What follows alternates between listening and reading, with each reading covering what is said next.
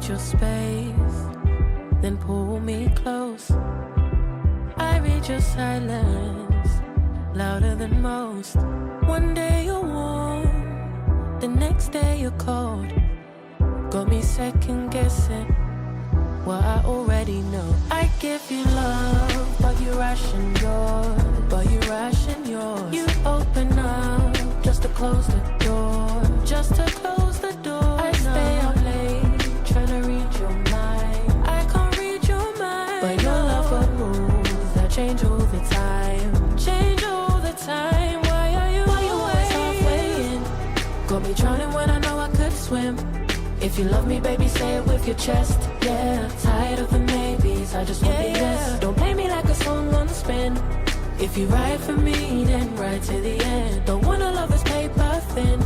So why you always halfway in? Halfway in. You hit me up when the nights get slow, but then disappear when the highs get low. I ain't your maybe. Tell me what it is, 'cause I'm way too grown to be messing with a love like this. I give you love, but you ration yours. You open up just to close the door. You stay closing doors. I stay up late, trying to read your mind. I can't read your mind, but your love got rules that change all the time. Changing all the time. Why are you always halfway in? Got me drowning when I know I could swim. If you love me, baby, say it with your chest. Yeah, tired of the maybes, I just want the yes. Don't play me like a song on spin. If you ride for me, then ride to the end. Don't wanna love this paper thin. So why you always halfway in? Halfway in. Why you always halfway in? Got me drowning when I know I could swim. If you love me, baby, say it with your chest. Yeah, tired of the maybes, I just want the yes. Don't play me like a song on spin. If you ride for me, then ride to the end. Don't wanna love this paper thin. So why you always halfway in? Halfway in.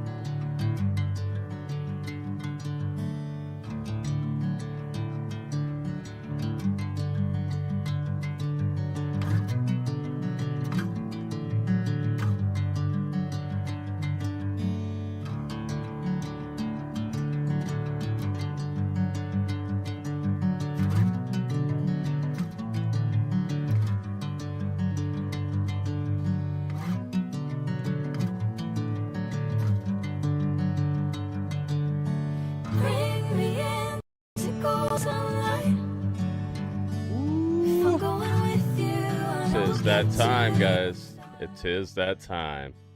AEW, well, almost time. AEW Dynamite, the final Dynamite before All in London. They're back. They went back to London after a year off. They went to Texas last year. That was a great show, wasn't it? They've been doing some great stuff for the last year or so, man. It's been pretty dang fresh. What is up, everybody? Welcome. Do I sound weird? Do I sound like Donald Duck? No, I think I sound all right. What's up? What's up? Who do I see in the chat? I see Joker. I see Benjamin. I see Nathan. I see Eddie McRae. I see Oddman T. I see me. I see Dro. Welcome, everybody. Welcome to the stream. Man, we got a stacked fight card tonight. Very, I would say safe action for the people that are going to be on the pay-per-view Sunday. Still in action tonight. I'm going to run down this fight card and let you guys know what I think is going to happen. My own predictions, and you guys could give me your predictions as well. I want to see what you guys think. So let's start from the top. If I can get it to load. There we go.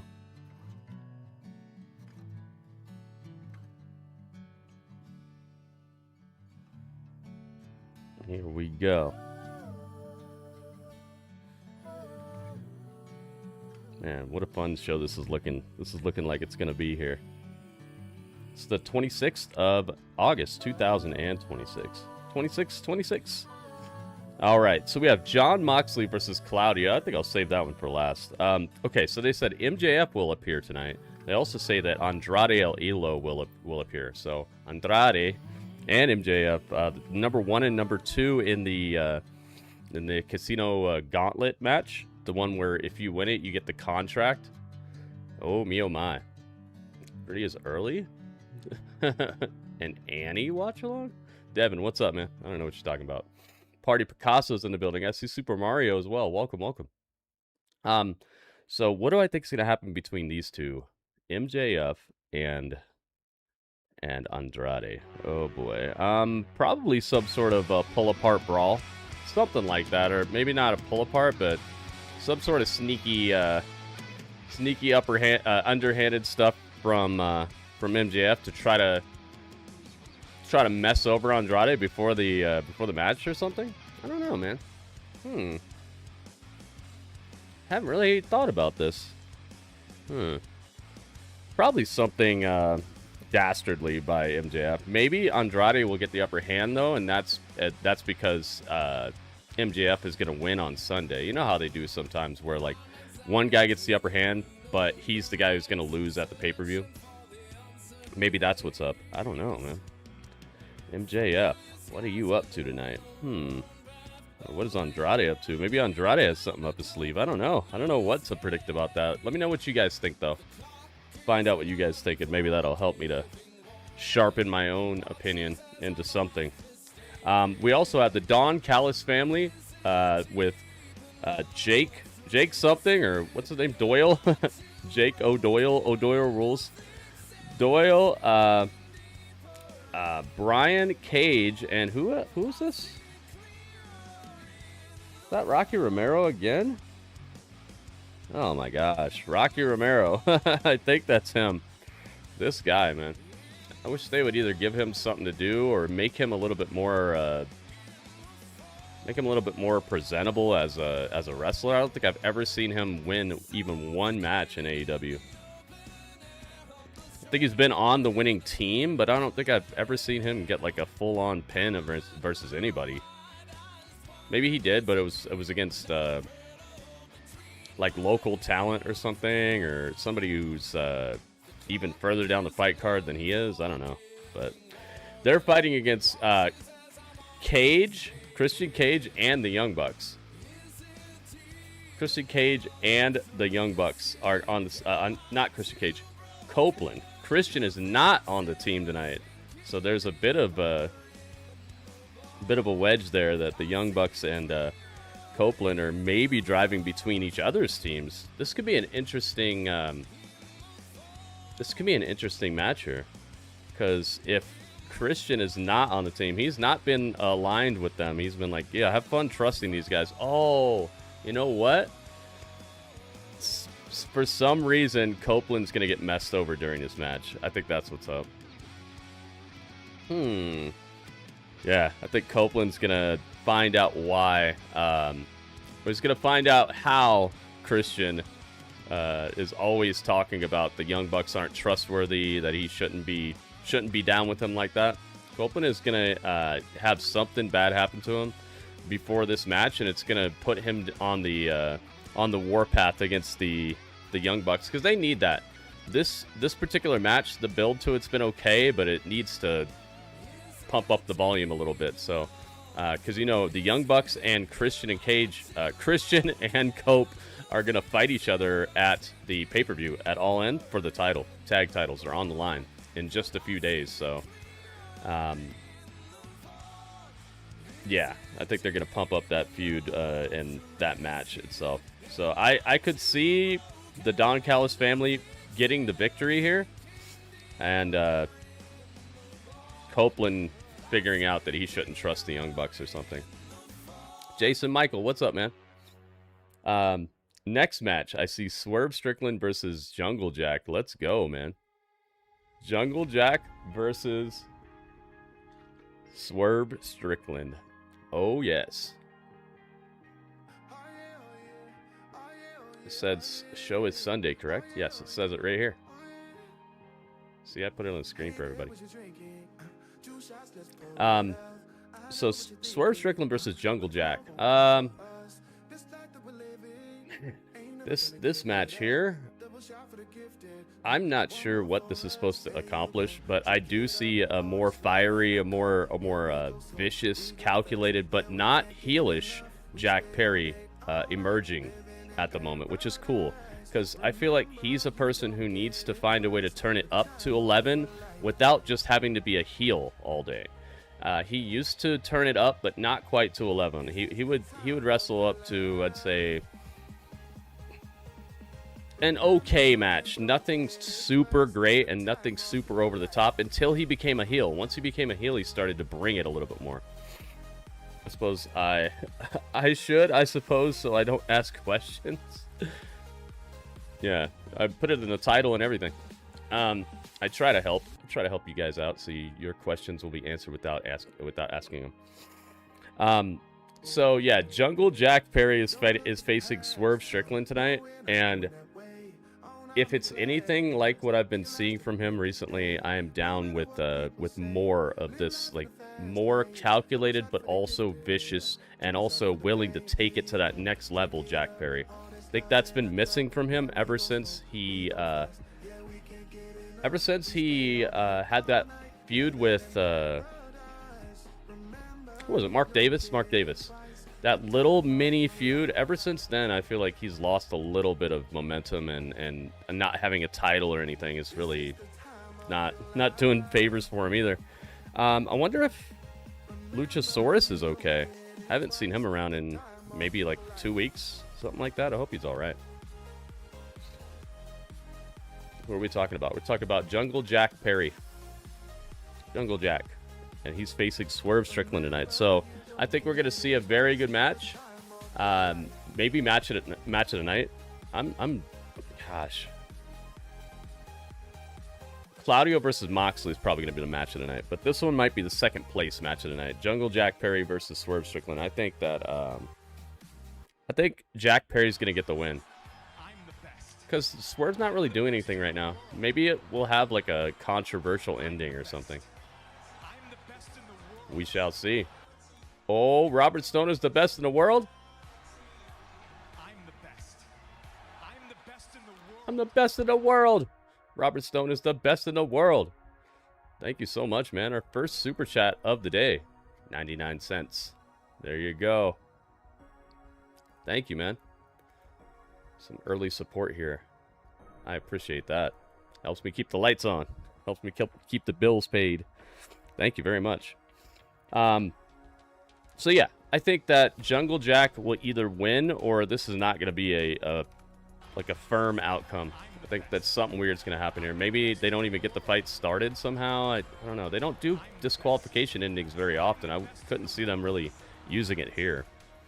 Maybe he gets hurt before or something. There's a mystery injury or something. Yo, Robert, thank you again, man. Thank you. 99 cents. 99 is really fine. Thank you, Robert Stone. Yeah, so maybe there's some sort of mystery injury, or he got jumped and nobody knows who did it. Swerve's like, well, I'll fight you anyway, and then so that Jungle Jack has a way out. Something like that. I don't know. I don't know what to expect here out of the outcome, so I'm just kind of coming up with stuff. Oh, look at this. Robert Stone again. Robert Stone with 99 cents. He's the cult of personality. He's the best in the world. Robert Stone hooking it up. I don't know. You guys let me know what you think. I'd like to know some of you guys' predictions as well. That's what this period of time is. The reason that I get on a little bit earlier and give you guys a preview is to let you know what's going to happen tonight, what I think's going to happen tonight, what's scheduled, what I think is going to happen on the show, and so you guys can tell me your predictions about the show as well. So you guys can join in here. This is not just a one-way street thing. After that, there is Maya World and the Brawling Burbs. Dudley, it's your favorite tag team. Maya World and the Brawling Birds are facing off against Divine Dominion and Persephone. Me oh my. Yay. This is a clash and a half. Maya World and the Brawling Birds versus Persephone and Divine Dominion. Now, Persephone being in this matchup makes me think that she might be the one who is going to go after that TBS title. Is that a match that I just don't know about yet? Maybe I've seen it, but I forgot that it's happening. Is Maya World facing Persephone at All In for the TBS title? That would make sense. That makes sense why this match is put together. I think the Brawling Birds are going to... I think they're going to get got tonight. Because remember, they got the upper hand before. They tend to do like a ping-pong tennis match with the momentum so that it keeps it kind of back and forth before a pay-per-view. And the Brawling Birds already got the upper hand. They sent Divine Dominion packing. They sent them like running off. So I think that tonight Divine Dominion's going to get a victory against the Brawling Birds and put some of that fear in their hearts again, because they're a little bit too cocky. They're a little bit too long at the tooth right now. Look at this. Robert Stone with 100 bits as well. Robert Stone in stereo. Stereo support, man. I appreciate that. That's some good stuff. Robert Orton.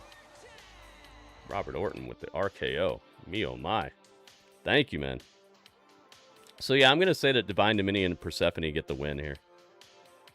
And that sets up the momentum in their favor going into the pay-per-view, and then the Brawling Birds are going to be the conquering heroes at All In for the women's tag titles. And then if Maya is facing Persephone, I think Persephone is still... I don't know, man. Maybe she'll win the title? Probably not, though. Maya seems like she's got a crazy push behind her right now. And she's been wrestling pretty well. Her matches have been some of my favorite matches of the night, each individual show. Look at this. Joker with 47 bits. The Hitman, Agent 47. La, la, la, la, la, la, la. Look at this. Joker, thank you, man. Thank you for the bits. Feel like the Birds move too silly even for Tony. They move too silly? Yeah, they are kind of like comedic with it.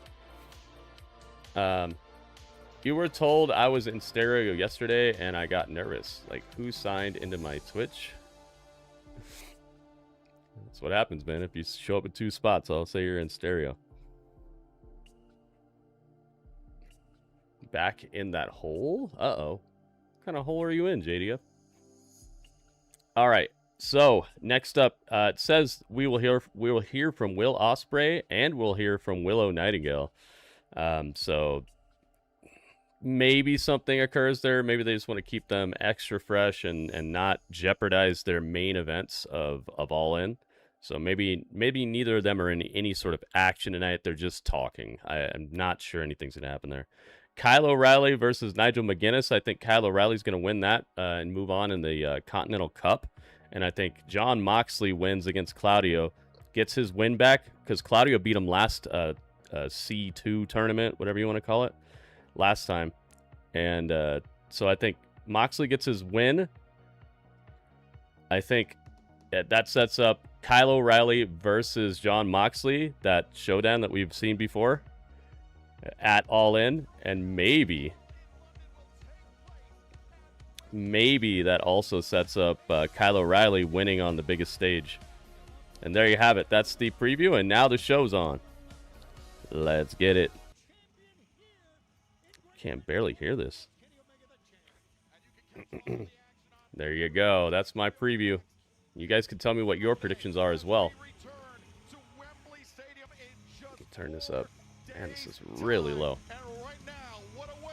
It's going to be Moxley and Claudio. Oh.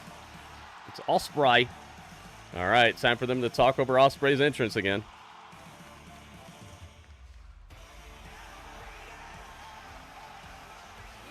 Here he comes. Bucia Martin, welcome. And Two Horrors is in the building. Jason Michael.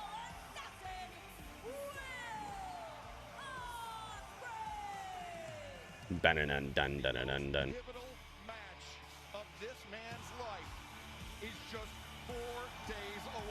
Let's go, guys. Now would be a really good time to hit that like button on YouTube if you haven't already done it, guys. Every like counts. We don't do any R2D2, no AstroTurf, no buying bots and views and likes or any of that. So I need all the real likes I can get. I am competing against other streamers who definitely have, some of which have decided that is the way to go and makes it a harder sell for me.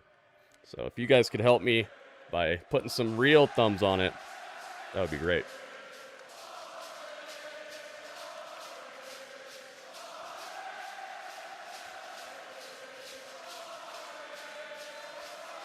Thank you so much, guys. It's been a year since we last talked. I was going in for surgery. A year has gone by, a lot of ups, a lot of downs, and I'm not gonna lie to you guys, a lot of doubt. I doubted if I could ever get back to this position after the surgery. And then if I ever came back, could I win the big one?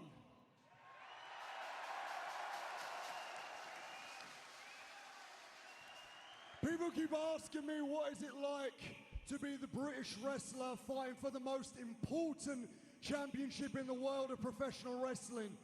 And to understand that, you need to understand what it's like to be a British wrestler. See, long before AEW and long before New Japan Pro Wrestling, this is where I started in this country, up and down, England, Scotland, Wales, Northern Ireland. I made the flipping towns, bruv.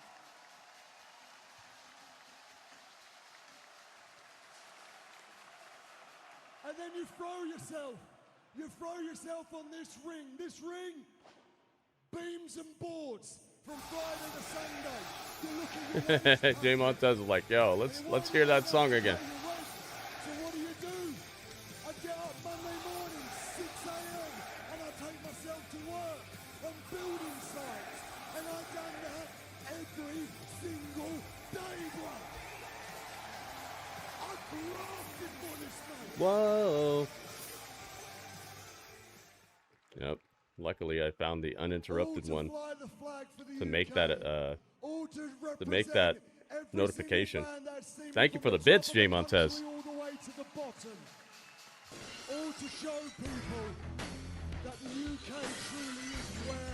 And thank you for the 1 bit on top, the cherry on top. And a lot of people would have hated it.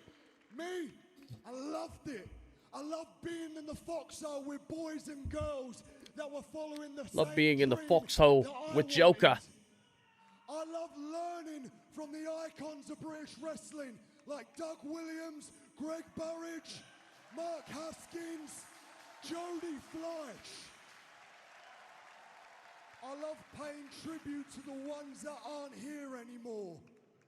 Guys like Chris Travis, Ryan Smile, Mad Kurt, and Scotland's own Lionheart. Dang, he knows a list of people. Lionheart, Lionheart. How can anyone like this fella? A lot of people like this guy, man. To find out if I really am the best. And being honest, when you mention the best in the world, it's really hard to look past our AEW World Champion, Kenny Omega. Well, he's a neurodivergent, and he's vocal about it. So a lot of people like him because he's very honest about his mental condition. He wears his feelings on his sleeve. He's not that bad on the mic. He's very, very good inside the ring. He puts his life, his body, everything on the line when he wrestles. So there's 3 reasons that people probably like him. Up and down, you have done matches all across the world, your accomplishments, your accolades. There is no one that has been better as a wrestler in this decade than Kenny Omega, and I'm fine with saying that. Yeah, a lot of people find when they can relate to somebody, like when somebody has a similar issue that they have and they're open about it, a lot of people find that to be endearing as well. So that's why I'm talking about him and his mental health. Needs a new hero after I lose to you. That Bob Paulson, welcome. Because I've got some promises that I've got to make to you and every single person watching. Promise being this Sunday, you're getting the Billy Goat for sure. Sunday, I'm going to give you the match of your life, bruv. Match of your life. Dang, okay. If he's going to give Kenny the match of his life, I got to see this. Hopefully he's backing that up. That I make to you right now is you don't want a man that's looking after a boy. Dang. There. He said, I'm like Kratos out here. Now, Scotland, let's go. There is a debt that needs to be paid, mate.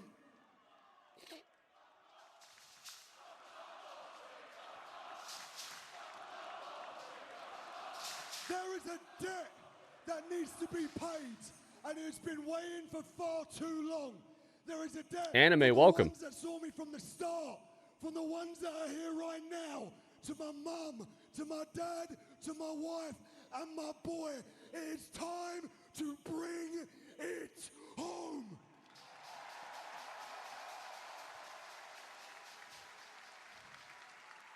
And you, Kenny, It's a little girl in the front row just like this.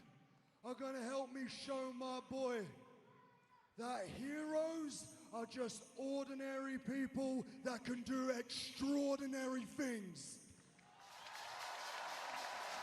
This Sunday, I am taking it all. Here we.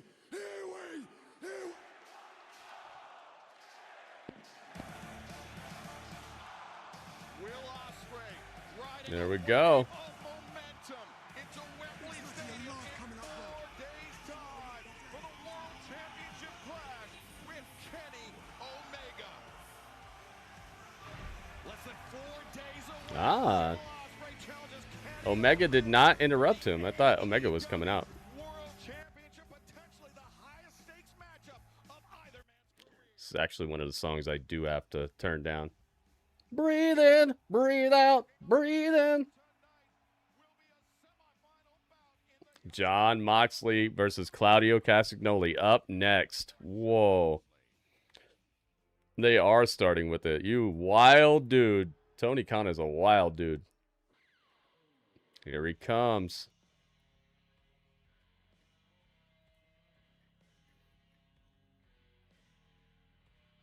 Bow, bow, bow.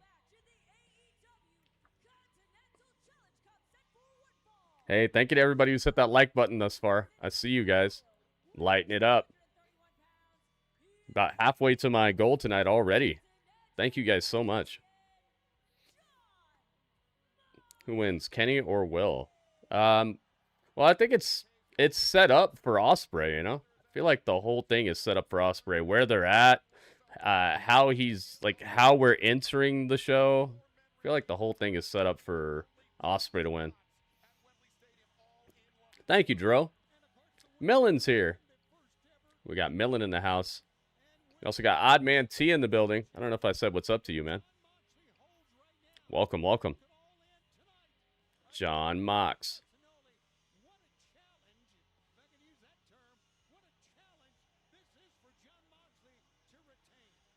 Dang. He's got to face Claudio for it. Got to face Claudio to make his way to the finals. If he loses tonight, he loses the title.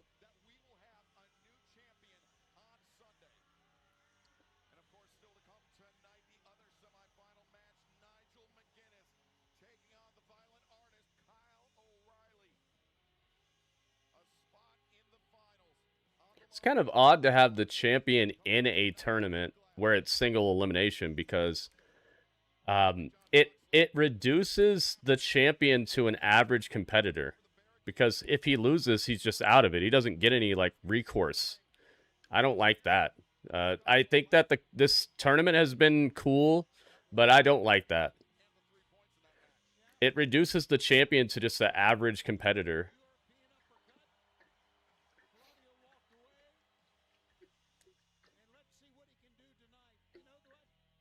You know what I mean? I think the champ should be above that. I think the people in the tournament should have that rule, but the guy who's the champ should maybe just be in the finals automatically or something.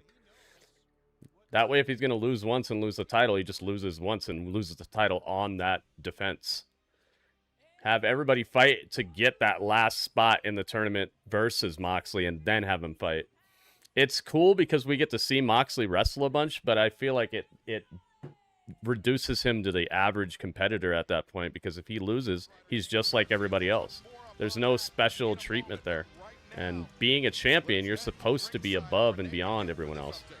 They're supposed to have to fight to get to you. Green Carl, what's up, dude?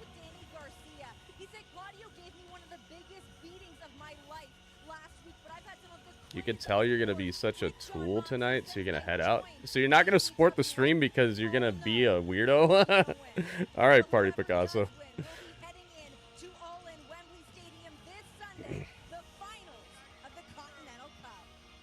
It was there live. It was awesome. Nice, man. Yeah, please, no spoilers, anybody. This was pre-taped. Here comes Claudio. Cesario's here. Got to move him. And there's parking tickets all over him.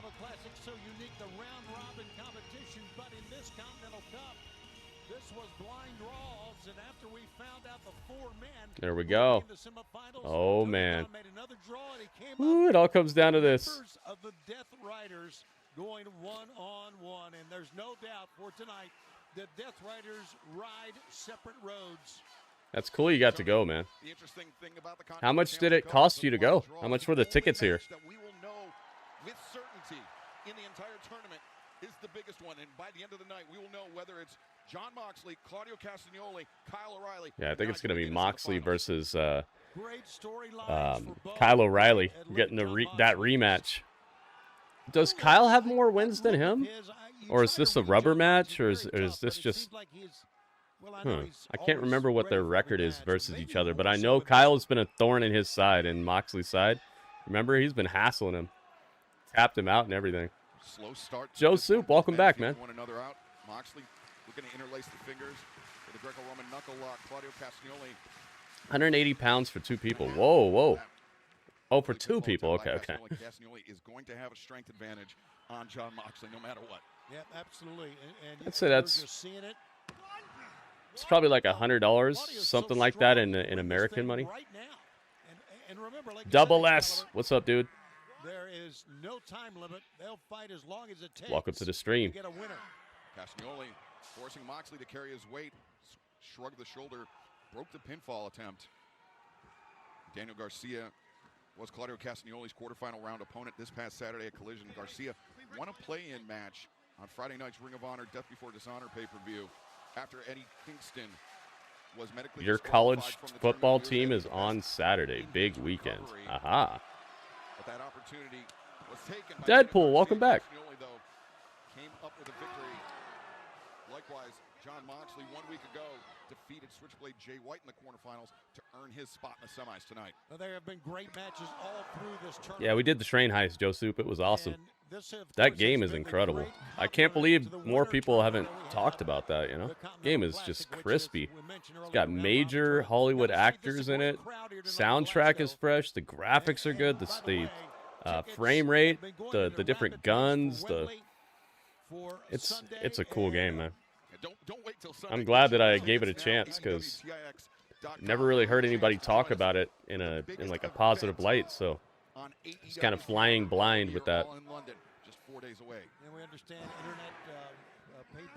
If Mox wasn't in the cup, no, I'm saying have Mox be in the tournament, but he's at the very end. He's the guy who's already got his spot at the very end. He's in the finals, but the rest of them are facing off to be in that last spot. Double S with 250 jewels. Oh my goodness. Wow. Okay, that's some good jewels right there. Double S, thank you, man. Any jewels count, but my goodness, 250 is awesome. Thank you, man. To pull out any surprises, anything that the other hasn't seen in training. Yeah, that's a very good point. Oh boy, John Moxley goes down. Obviously, these and the story with Will Ospreay proved that members of the Death Riders work together, work out together, train together. Look at this. Oh, Moxley, yeah, double leg takedown, and now figure 4 leg lock attempted on the outside. My goodness. Figure 4 on the outside by Moxley. Death Rider, Claudio Castagnoli. Castagnoli trying to alleviate some of the pressure. Of course, the match can't finish on the floor. The pinfall or submission must take place inside the ring. As Claudio Moxley just getting that damage in wherever he can, whenever he can. Oh my gosh. Claudio with the freaking giant swing, and he just threw Moxley into the barricade with it. He didn't even, like, just swing him into it. He actually threw him. Whoa, man. Oh yeah, I'm gonna be getting commercials on a interesting cadence here. I got lucky because I got a free trial of HBO Max because I was gonna watch that new Mortal Kombat movie, and they gave me a 7-day free trial, so that's how I'm watching Dynamite right now. I forgot how smooth it was because I had Max for like a year or something, and I was finally able to get rid of it because I got the best hookup for AEW, and I really don't need it for too many movies or anything. I don't really watch a whole lot of movies. So I just got rid of HBO Max, and then this show was pre-taped, so it wasn't going to come on for me until an hour later if I didn't have HBO Max. So it all kind of worked out tonight. I'm really happy about that. Get to be on time with all you guys without having to turn into Captain Jack Sparrow and sail the unfriendly seas to watch Dynamite.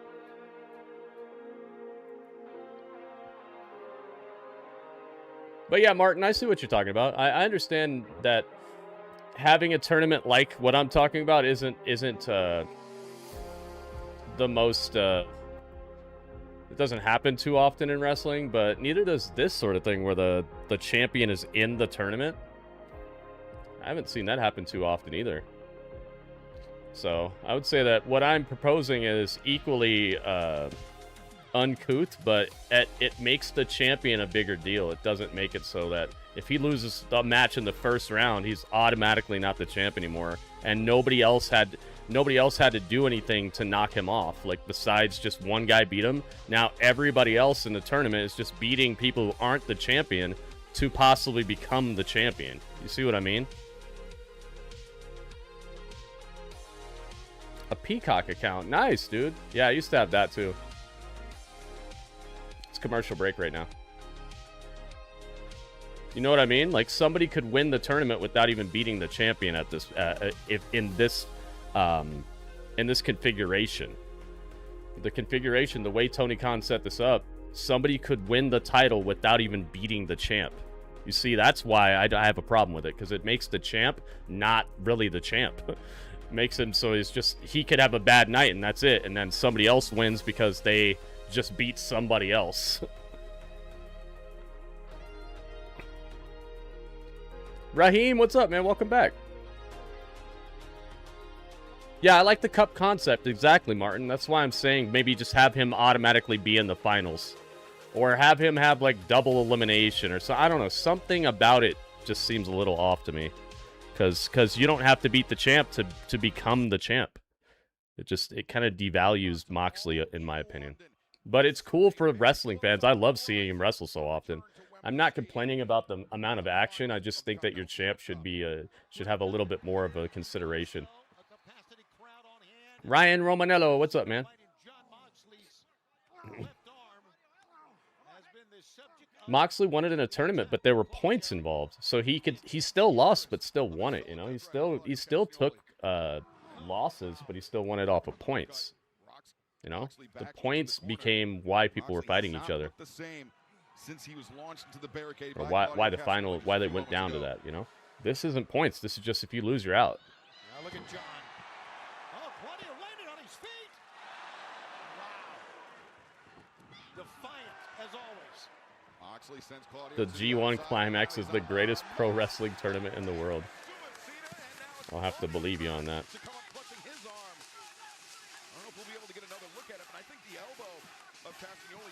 Too tough for me to watch it, man.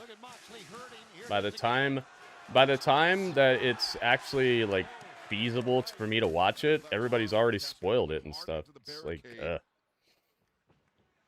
Thunderous crash here in Glasgow. But I'm sure the action is great.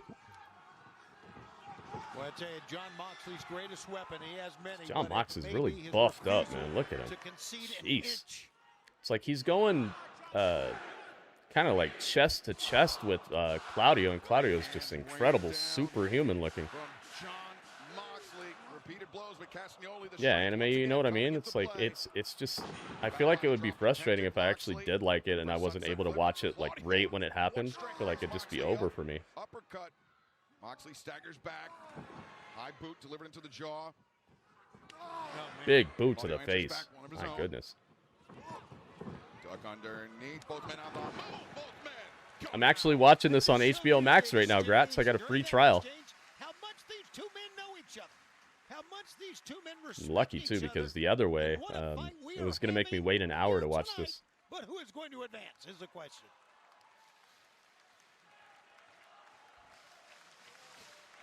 It goes back to 1974, under different names. Okay. And Claudio returned to their feet, fans.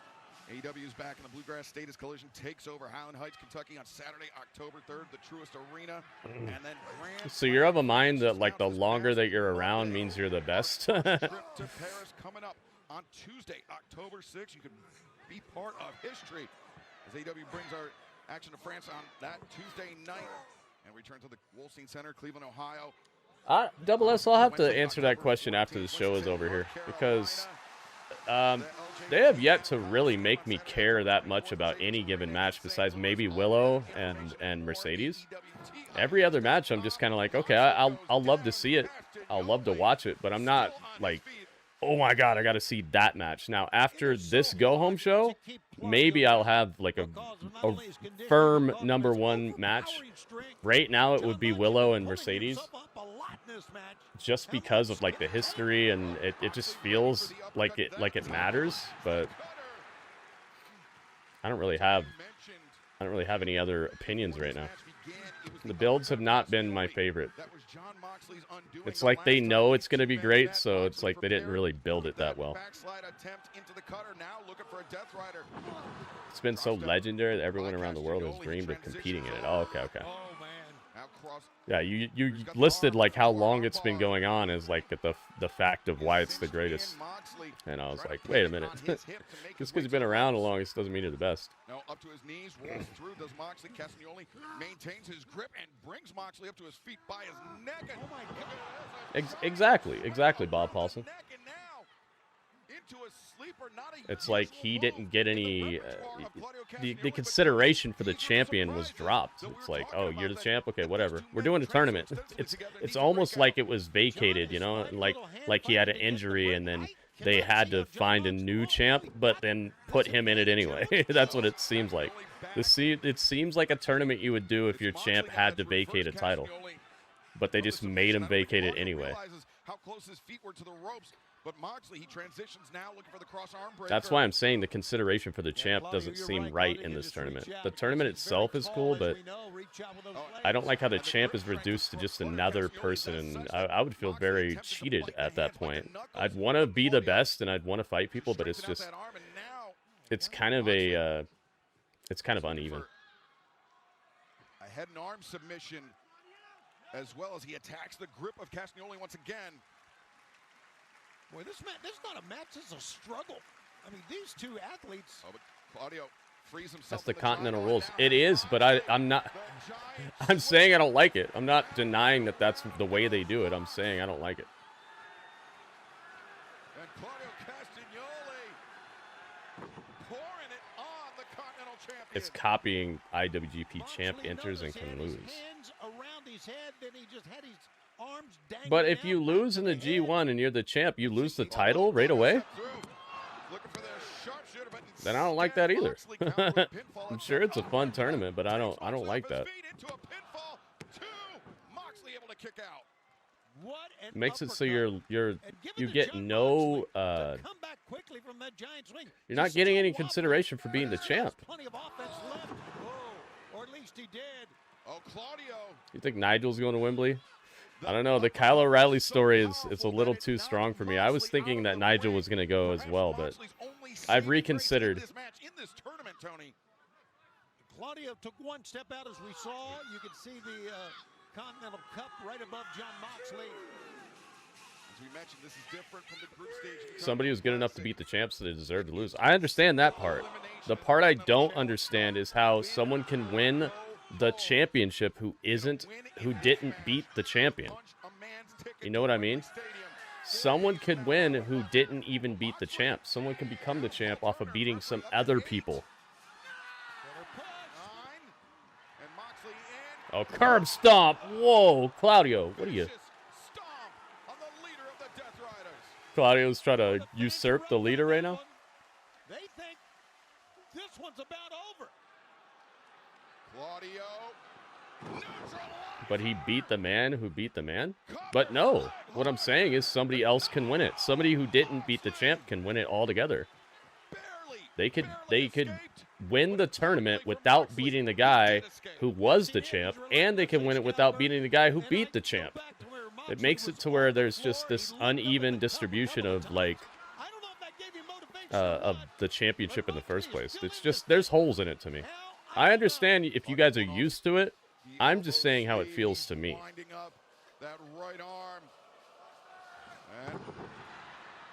Moxley just falls down. He didn't want it. He didn't want that uppercut. Not an elegant counter to the uppercut. Yeah, but it worked, right? And Claudio just pulled Moxley up by the back of his pants. Yeah, Deadpool. I like that they're fighting each other tooth and nail here. I like that the way the Death Riders have presented themselves. This makes sense for them to fight each other like this too.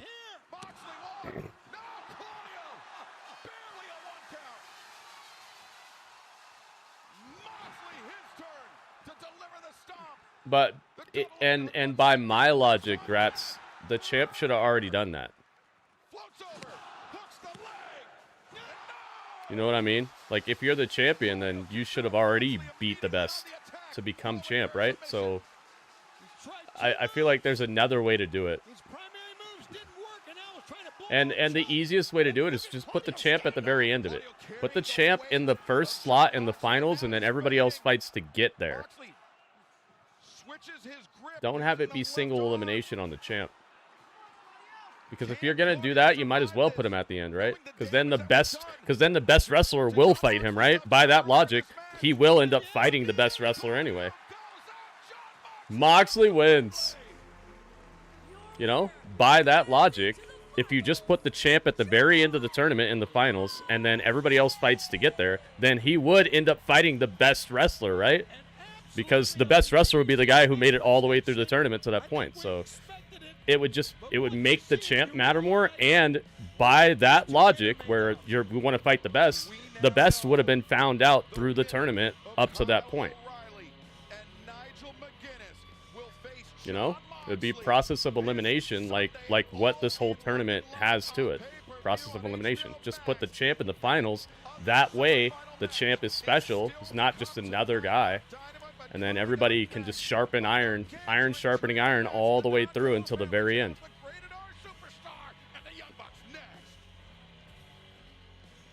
Moxley gets his win back over Claudio. I love it. I thought this would happen. My prediction is halfway correct now. He choked him out. Anime with 15 bits. Thank you, man.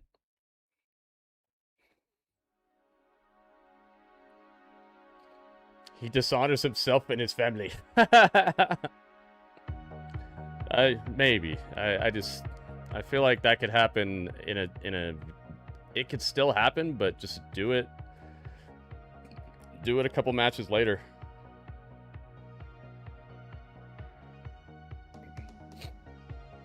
Look at this anime on the top of the TV with the bits, man. Thank you. Look, we're at over 50% of the bits goal.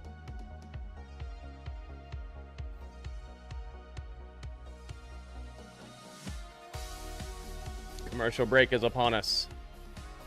It's weird seeing these commercials now. I got so used to the other setup. I forgot how it is on HBO Max. Strange, what's up, man? Champion is only special if he's truly the best. The weak deserves no charity. It sounds like one of those Van Damme movies or something.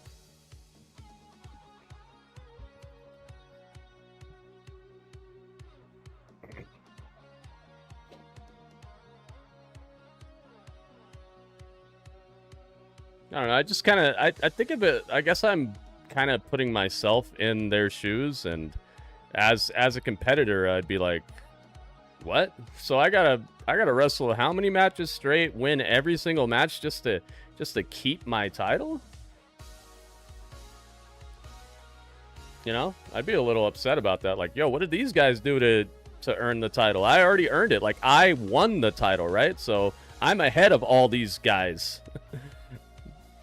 I won it, so that should give me a leg up on the competition. I shouldn't just automatically be another guy in the tournament. I should be special in a way, because I already won the title, right? I did all that. I did everything that it took to win it, so why am I just a normal dude again? Double S with 30 jewels. Thank you, Double S. Look at this. Double S is stacking jewels for me. Thank you so much, man.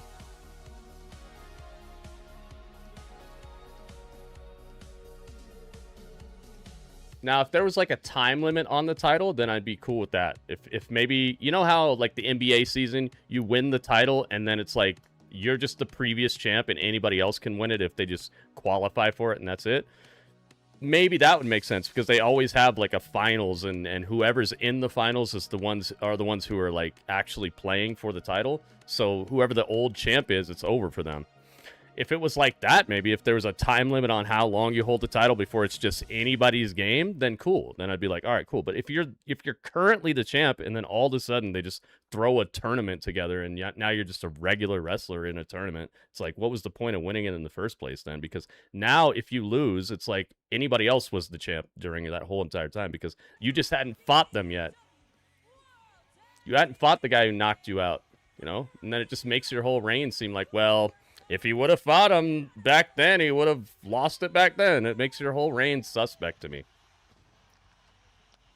That's why I'm saying just put him in the finals, and then if that guy is good enough to beat you now, then we're all right, man. You had the chance to prepare. You're the freshest one. You just got beat, man. You got beat straight up. You didn't lose a one match in a giant tournament, and now you're just a normal dude and you're gone. There's just holes in it to me. But I understand tradition creates bias and it creates an understanding that people have to have if they want to keep watching it. So what I'm presenting is how I feel about it, but I understand that there's probably a lot of people who they've been watching it their whole lives, so it makes sense to them in a way that it doesn't make sense to me yet. Maybe I'll get there. I'm just not there yet. It's Adam Cope. Not Adam Cole, baby. Adam Cope, baby.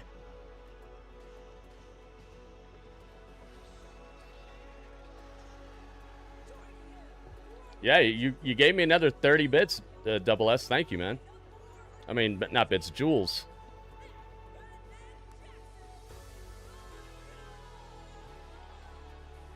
That's what I'm saying, though, Gratz. That's what I'm saying. It makes it look like you've been ducking the wrong guy. You've been ducking the right guy for so long that you're the champ. It makes your whole reign look suspect to me. I like the Miyagi voice. Double S, thank you so much, man. I love the jewels, man. The jewels have actually been such an upgrade in my streaming here on YouTube. Thank you so much, man. It's definitely helped my my earnings go up. If anybody else in here has jewels, I would very much appreciate them. There we go. Okay, I had to play that. Had to play that song over the Cope song.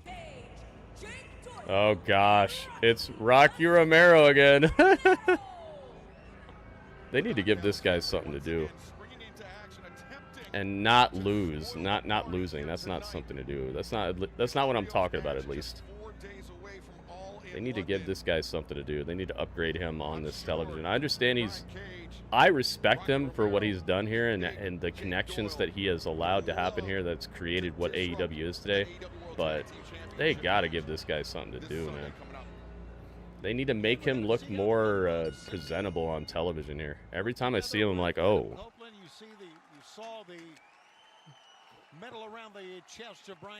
They're fun to send. I like the animated ones. I always get surprised. Moral of the story, Tony Khan loves to copy in New Japan. Yeah, and like I said, if you grew up with it, like he probably did, it probably makes perfect sense. And all the fighting spirit and all that. I understand wanting to beat the best to be the best, but there's a separate way to look at it, and it's like, dude, if you lose in that tournament, it makes it look like you shouldn't have been the champ in the first place, maybe. Joe Soup with the jewels. Look at this. Joe Soup. Throwing the alphabet soup. So it's Brian Cage. I love having these conversations with you guys, though, because it builds perspective for me, because I don't know everything about wrestling. I don't think most people do, and some of the people who claim to know everything about wrestling, I feel like they miss the point a lot.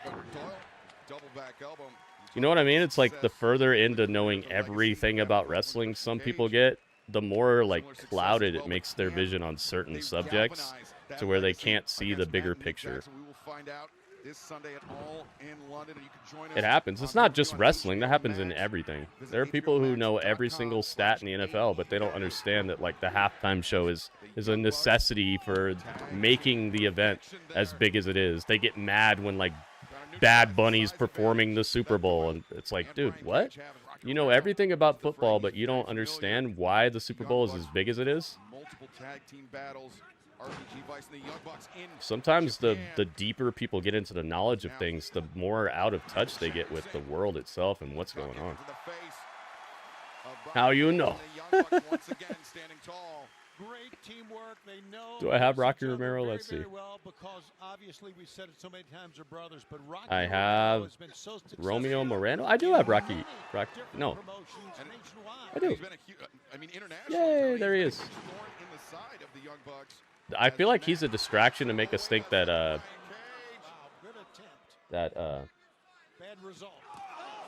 Copeland and the Young Bucks are going to win.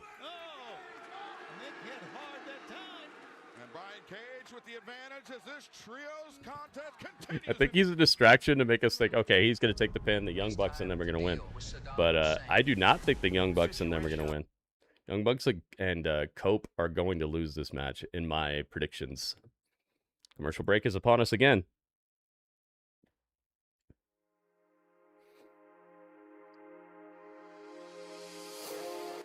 You know what I'm saying? Like some people, it's like there's a whole engine to every single thing here, and there are many different pieces to the WWE, to AEW. There are many different pieces to the MLB, the NFL, the NHL.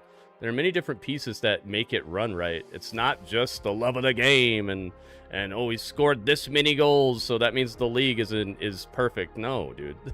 Like that's one piece of the engine. That's like the spark plug or something.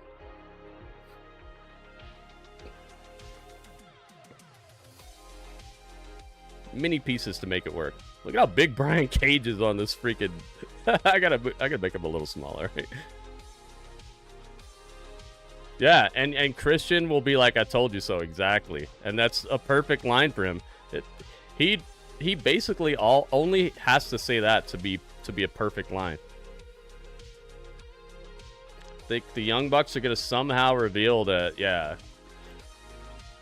It might even be a miscommunication. It might not even be anything that they did on purpose, but that seed is already in Copeland's head because of his best friend saying it. And he's going to view it that way.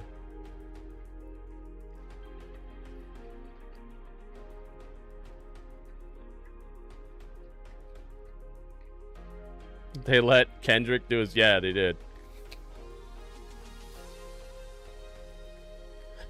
I heard a statement that was really funny. Somebody called it social misleadia. Social misleadia instead of social media. Social misleadia. I like that. That was funny.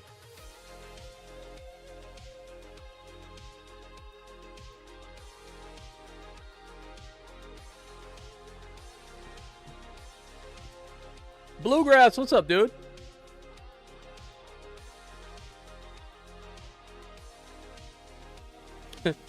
Nick Wayne about to go insane. That guy is cool, man. I've between Nick Wayne, Kerry Morton, and who else? Oh, what does he go by now? He changed his name. He's in NWA, but there are a couple of wrestlers right now that have really upgraded and updated in my mind and just bought major stock in my head right now. Nick Wayne's one of them.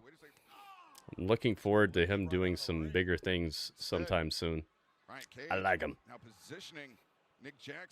He's got a very dislikable like face to him as well. I feel like he's a good heel with that.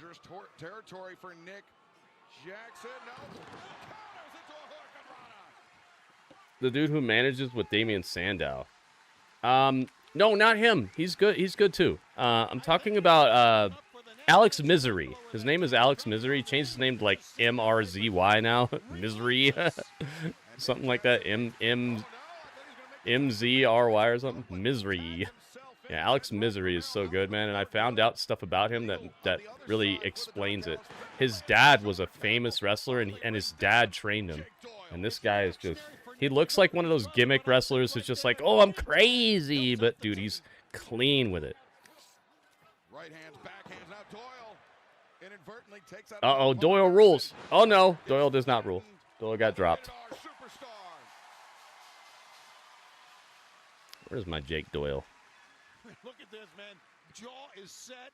You can see the... Oh, there he is. Jeez, man. Watch out. Here it comes, Excalibur. Lining up. I wonder how you feel about this particular matchup at All In, Gratz. Nick and Matt Jackson versus versus Cope and Christian. How do you feel about the ages of those people? You're always talking about the ages of the WWE people. What do you feel about the ages of people in that match? I'd like to hear that. Brian Cage. Right now, the Don Callis family's in control of this match. Man, Brian Cage is impressive. Such a physique. He reminds you of Billy Kidman. Yeah, yeah. I could see some of that.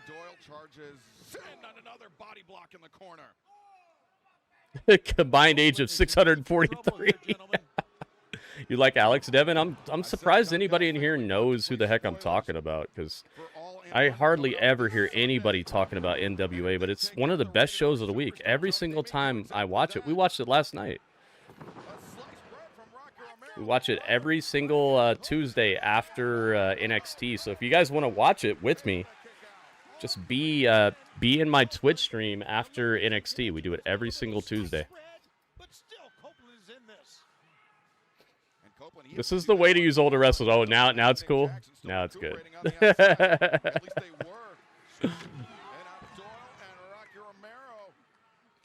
That's what they do in WWE as well, though.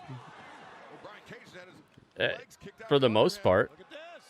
I mean, look at how many matches CM Punk has wrestled, right? What, just the title match? And that's it, right? I don't think he's had a match since he won the title. Oh, well, he just had that match versus Kevin Owens. So what was that, like a month later? Like a match a month?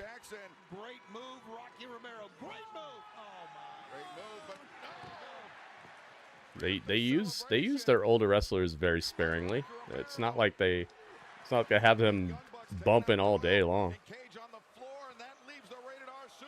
CM Punk versus, oh, you're talking about young wrestlers, but so I'm talking about them versus the Young Bucks. The Young Bucks aren't like some up and coming tag team. That's it. Wow. Cope won. They did the thing. They had Cope pin Rocky Romero. Wow, they did that? Wow. Okay, they got me, dude. I did not think this was Mr. Eat a Pin. Heck yeah, man. But he's loving life. You can tell he just doesn't care. If he did care, he could probably pull weight, you know? He could probably throw his weight around if he wanted to and be like, nah, man, how about I win tonight? I don't think he cares. Up, here comes Christian. Surprise, Rocky lost. Yeah, they got me, dude. I was not expecting that. I was expecting there to be some sort of catastrophic breakdown, something happening here, to where Christian would be like, told you so. All right, so one cage left and another cage entered. Brian Cage is gone. Christian Cage is here. Nah. Now that we got this love fest out of the way. Love fest. Young Bucks, sit down and shut your mouths while I conduct my business. Now there's something you need to know, and it's that I do not associate with people that are beneath me. And as far as tag teams go, that's exactly what you are. Now, I'm ahead of you? Oh. There's no doubt how influential you've been over the course of your career, but there's a real difference between that and being legends like myself and Adam. Well, you could pause my stream, pause it, and then unpause it and get like synced up with me. The type of legends they name pay-per-views after. Really? What pay-per-view did they name after him? Wembley Stadium with the tag team titles on the line. Some people are calling it a dream match. It's just another day at the office for me. But you both are going to find out firsthand the difference between influence and legendary.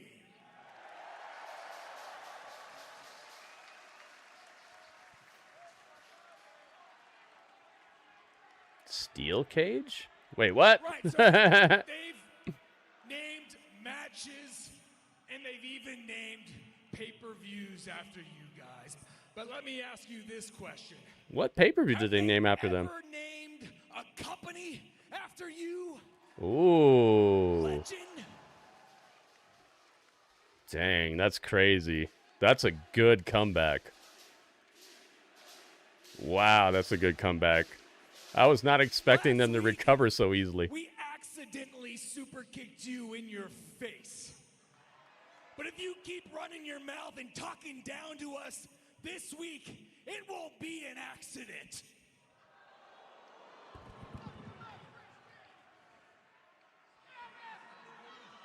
TLC? That's not named after them, though. tag team championship title match. Oh, low blow. Super kick. Spear. Oh, man, that fell apart quickly. Kelly, welcome. Now, Copeland did not want this to come to blows. That much is clear. But there will be nothing holding these men back this Sunday at All In London. We got our resident rock star in the house.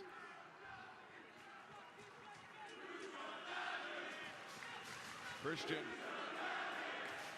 and Copeland. I say Dudley. Okay, that was good. I like that.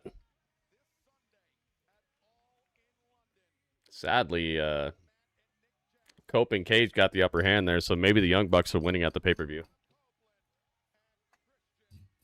Then again, dude, Tony Khan has been the swerve master recently. I don't know what to expect anymore. This guy is crazy with it.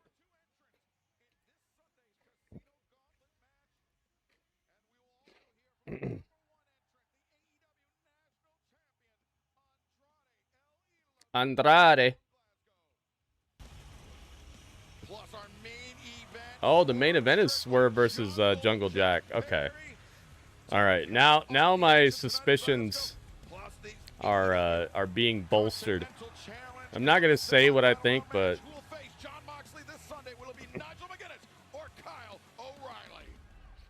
my suspicions are.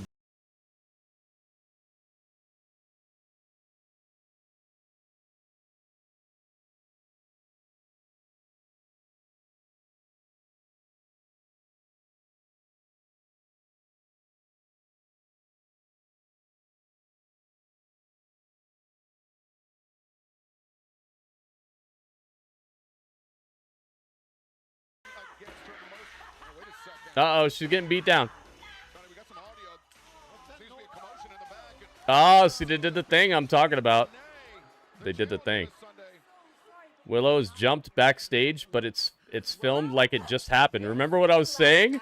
Dude, they're doing it like I said they should do it. Look. That's right. I took away you speaking to your fans. I'm taking away this. Dude, I literally said they should do this, and this happened. Wow. Maybe you guys remember, maybe not, but I remember. Pepperidge Farms remembers. It's gonna be gone for good. Good luck, Willow. Dang. We need some medical attention for Willow. Crushed her. We'll try to provide an update as Dynamite continues from Glasgow. Ouch. Morning. Well, that's it. Roll up. Sweat. Dang, man. All right, let's do the delayed Gratz song now. Ouch. Well, Willow got tenderized backstage. She got tendernismed. Ouch, man. That sounded like it really hurt.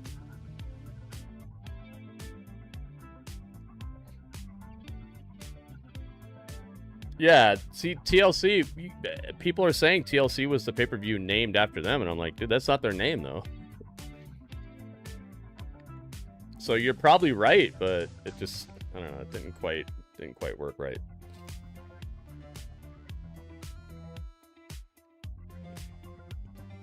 You have a theory on Will beating Kenny? Will needs to pay back Tony for paying the neck surgery. Whoa.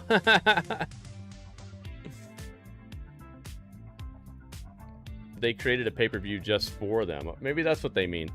Maybe that's what they should have said. Because that's not what they said.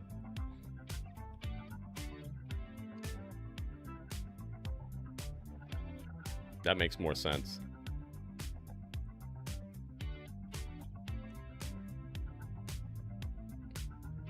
And the Dudleys. Oh, Dudley made up the TLC concept. Dudley, you did that? Dang, Dudley. Dudley's making waves in the pro wrestling sphere.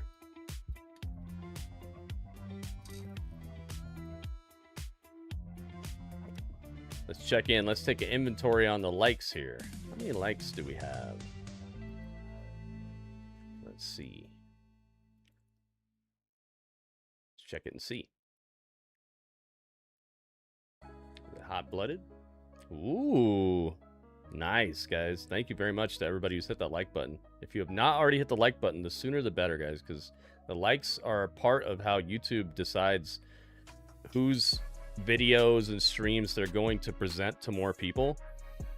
So your like helps me to be presented to more people, to get more views, to get more people in here who might be the next, you know, next cool person that I end up talking to and giving their opinion and stuff. And obviously the more money that I make to keep on doing these streams. So please hit the like button if you can, guys.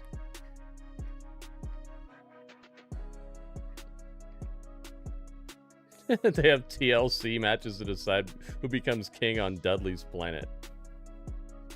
Is that true, Dudley? He said sometimes. Dudley, what? Dudley said sometimes they do that. I'm back from Croatia and I'm feeling refreshed. Back from Croatia?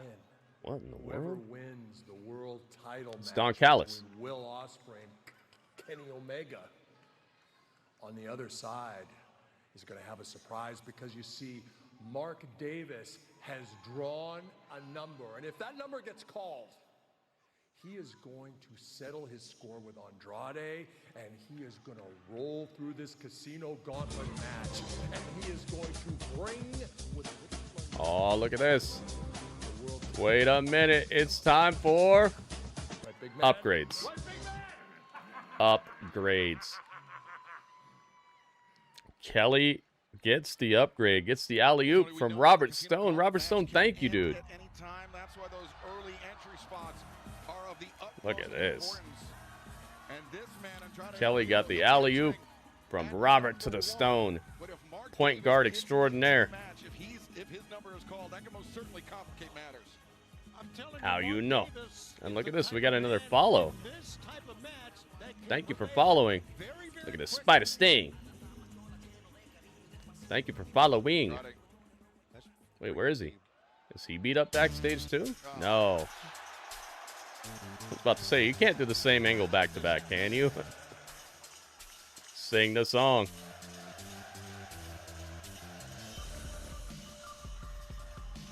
Do-do-do,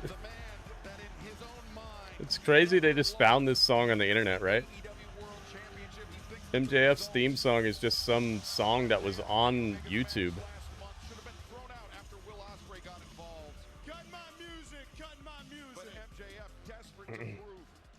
It's kind of set up for Nigel to win. I thought the same thing, Jay, but I've had a change of heart today. I think that I think Kyle's gonna win it, and it's gonna be Kyle versus Moxley. I think that's a little better story for like what they've been through together, Moxley and Kyle.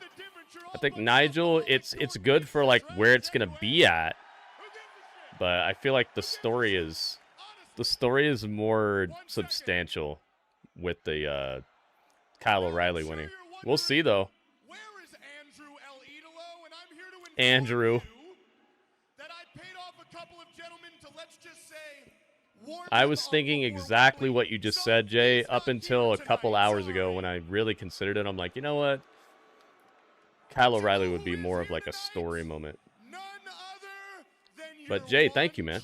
Thank you for following, and thank you for being here. With a warped brain, no doubt. But let's face it, folks. Let's face it. It's not like what Andrew does is exactly revolutionary, okay? He's gonna get jumped, isn't he? I could do what El Ídolo does.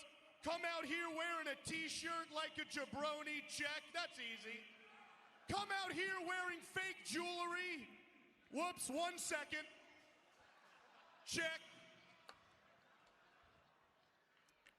Take a photo with a hot chick. Champ can do that. Although, since we're in Scotland, finding a hot woman's pretty much impossible. Hey! All right, cameraman. In the States, this is about a 4, but here in Scotland, that's a 10. Well, Dame, I'm sorry to tell you, this is a watch-along, man. I'll take a photo with you, sweetheart. You're good enough for me. Last but not least, say a really crappy catchphrase. He's gonna be right behind I have him, isn't he? question. How you know? There he is. How you know? How you know? He's right there. Oh, he's right behind you. I knew it. I knew it. Epic. Andrade. Now, pretty clear. Oh, man. Whoever How you know? sent out that Andrade beat the hell out of to get back here. Yeah, MJF should have hired better. How you know? Wanted to take care of Andrade, Ídolo. Now, that was funny. I'm winning the match. Because I'm the champ. You ain't the Andrade champ, son. and I'm the MJF champ. number MJF one is in carrying around the title like he's really the champ. gauntlet match. That was good. How you know? Sunday at All In London live on pay-per-view on HBO Max. Each man holding up a belt. Andrade, the national champion. And of course, MJF, only a champion in his mind. He is not the true champion. But Tony, if he wins, Oh, the he's got a new shirt that has a million words on it. Be the top contender for the AEW World Championship, and he could potentially become AEW Men's World Champion once again. But the journey starts 4 days from How now you know? at Wembley Stadium and All In London. Hello, Scotland! It's Jericho. This is the biggest Oh, they're booing him. AEW history with the highest of stakes. Stakes that I'm quite familiar with because I've wrestled Kenny Omega in a stadium. I've wrestled Will Ospreay in a stadium. I have wrestled for the world title in a stadium. I know how important that is. And as the first AEW champion, I understand how important that is. It's something every man and woman in AEW should want to be, including me, world champion again. And that's why I'm entering the Casino Gauntlet at All In for the chance to once again be AEW champion. But I wanted to make it a little bit more interesting, get a little momentum heading into All In. That's why I spoke to Tony Khan. And this week on Collision, there's going to be a 6-man tag team match with Jericho, Speedball Mike Bailey, and Commander versus Tommaso Ciampa, Nick Wayne, and the member of that rat bastard Don Callis' family, Mark Davis. And it's going to happen right here in Glasgow. Well, big news, Tony, not just Okay. Dougzilla What did that have to do with what he was talking about? the Casino Gauntlet match this Sunday. Jericho potentially in the fray as well. What did that have to do with anything he was talking about? I've decided I'm going to be in the Casino Gauntlet, and I'm going to try to get my world title back. And that's why I'm so happy that I'm doing a 6-man tag match on Collision. Wait, what? Jericho, what? I think you skipped a line there or something. It's Kyle O'Reilly. I like Kyle O'Reilly a lot, man. Cheap pop. Yeah, there you go. Probably just for the cheap pop. And that man happens to be Nigel McGuinness.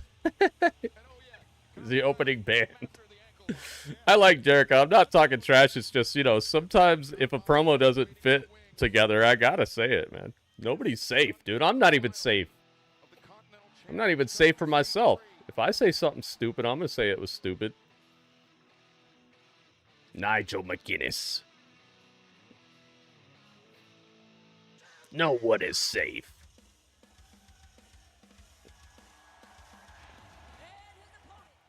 Oh, man, the crowd is into him. Jericho was buffering. Yeah, he skipped a step or something. I don't know. J-Rock, how you doing, man? Yeah, that's very true, Gratz. I've started to see that happening a little bit more recently, where like the randomizer matches are still good. Which is good and bad, because I'd rather not encourage that. I'd like for there to be a story whenever they can create one. Jericho seems to be de-aging. Yeah, but his hair seems to be turning into like a soccer mom's hair. Look at this. Hiding. Phantom King is hiding. Phantom, thank you so much for the jewels, man.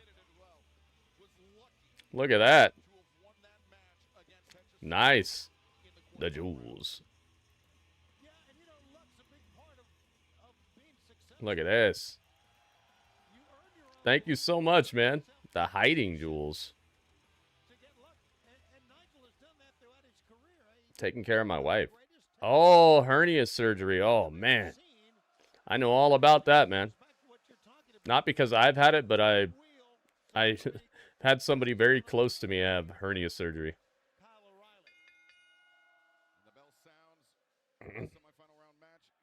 Here we go, guys. Whoever wins this is going to fight Jon Moxley at Wembley Stadium this Sunday for the Continental Crown, the Continental Championship. The Continental Challenge Cup, absolutely no outside interference, no time limit. There must be a winner, and that winner will face Jon Moxley this Sunday. Wait, there's no time limit? I thought there was a time limit. They changed that? Am I thinking of some other title? Nigel's unable to bring O'Reilly down. Oh, look at this. Double S with the party hat. 20 jewels.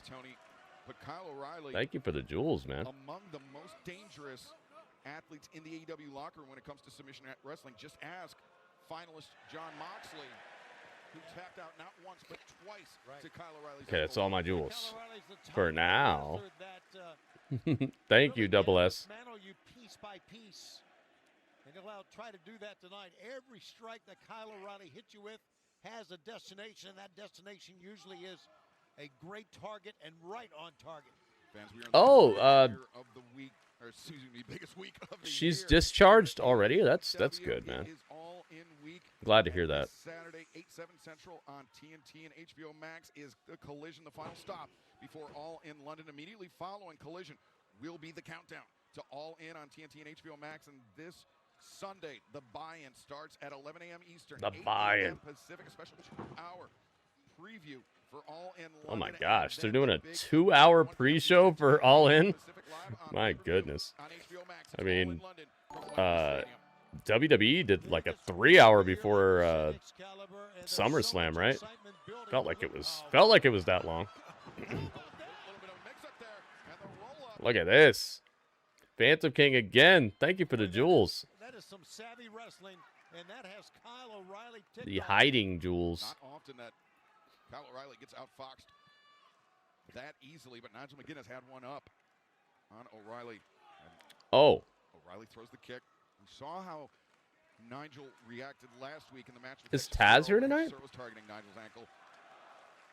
Nigel went after the mask of Hechicero. Now instead, Nigel cross chops on the throat, attacking the windpipe, and then I'll be right back. Headbutt.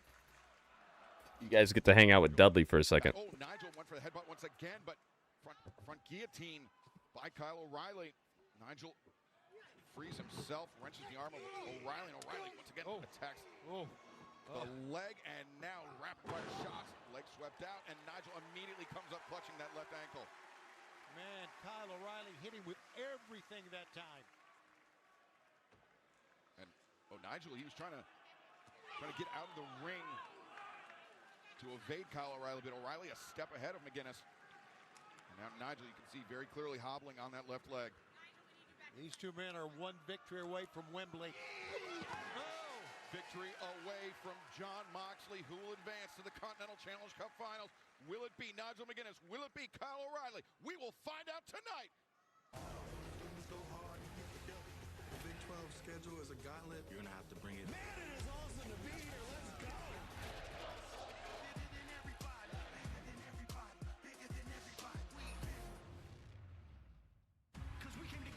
Four of the nation's top women's volleyball teams serve up an incredible one-night-only event. We came to get it lit at iconic AT&T Stadium. For the first time ever, Spikes Under the Lights. Tomorrow at 8 on TNT. Attention! Now you can get AT&T Wireless starting at $25 per month per line for 4 lines. Huh? Family group chat's gonna be fire. Learn how to get 4 lines of AT&T Wireless for $25 per month per line. When you give someone your word, you keep it. Over 100 years ago, soldiers built USAA on that promise.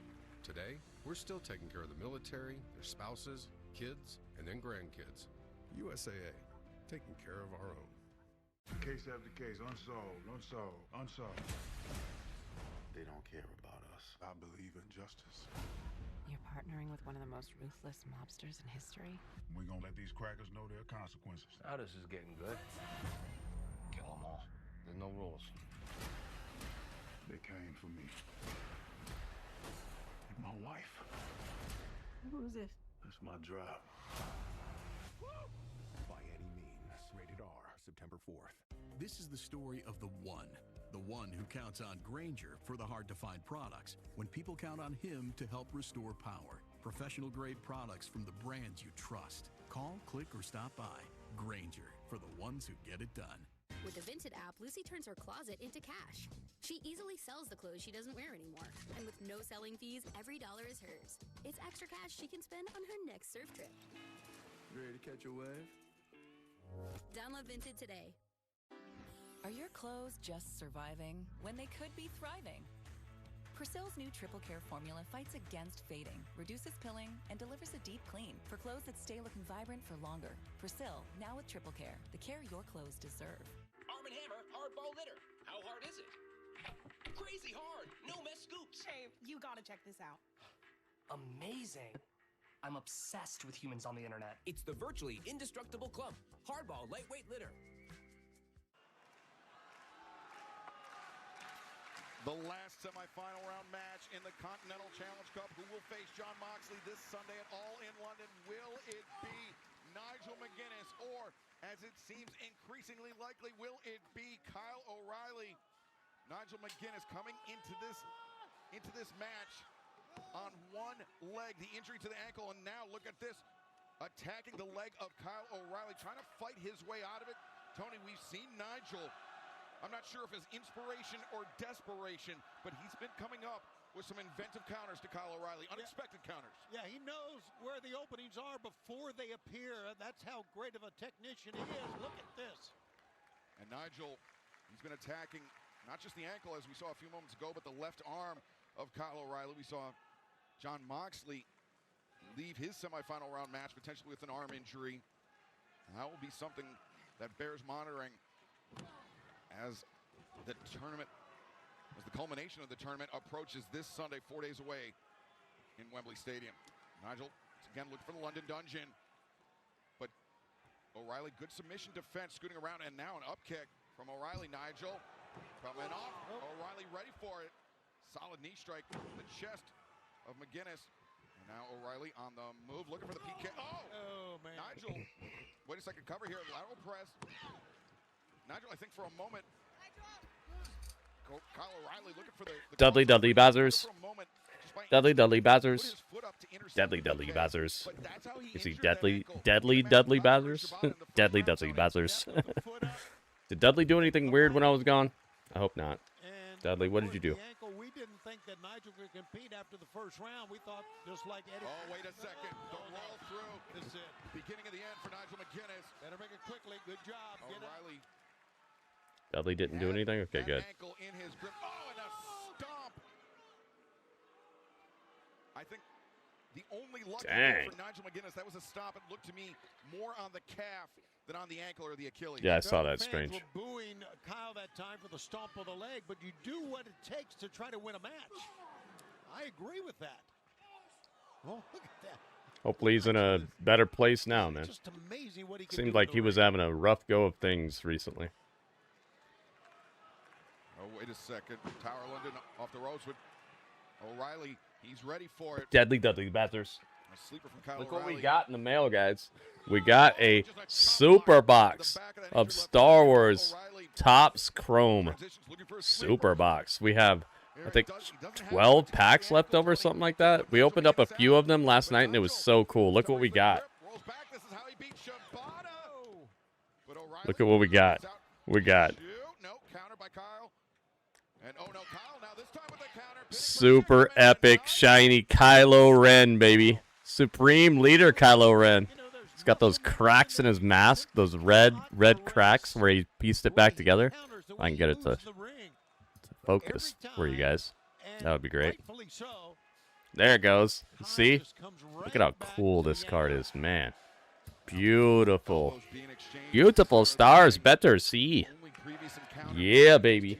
So stylistically similar was 2 years ago at All In London when both men entered the Casino Gauntlet match. And you could see the eye of Kyle O'Reilly dinged up from the strikes. I like it. McGuinness, Oh, yeah, man. ducks underneath, rolls I through. want more Magic cards, though, man. I enjoyed unboxing those Magic cards. They got some really cool designs. And China Darth Vader, yeah, that was funny. And Neil, dude. Neil's the best. You see that mouse underneath the right eye of Kyle It's a cool card, right? Nigel leaving everything he has in the ring, but wait a second, now Got transitions. a Realm of the Jedi cards from Topps. O'Reilly. You saw O'Reilly You glued them to your locker? off his orbital bone, and Nigel now Dang, man. floats through. That's a tragedy. But hey, at least you had a run-in with some good stuff there. And now O'Reilly attacking the ankle, but Nigel counters. O'Reilly attempts to float through, does so, and into the ankle lock. Whoa. Almost like a single leg crab, but with the ankle attacked. Yeah, it appeared that Kyle was underneath the ropes, but he quickly pivoted. And Nigel desperately pawing. That looks like a tap to me. No, he got it. Referee Aubrey Edwards breaks the hold.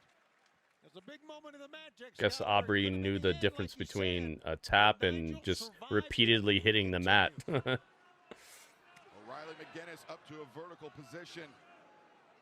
Babe Ruth cards in the spokes of his bicycle. Yeah, man, that's what makes things worth something, is that nobody knows it's worth something, you know? Attacks the leg, Nigel. Side headlock to the rope shoulder. Oh, I think both men. Oh, the dance ropes. He did his own thing against him.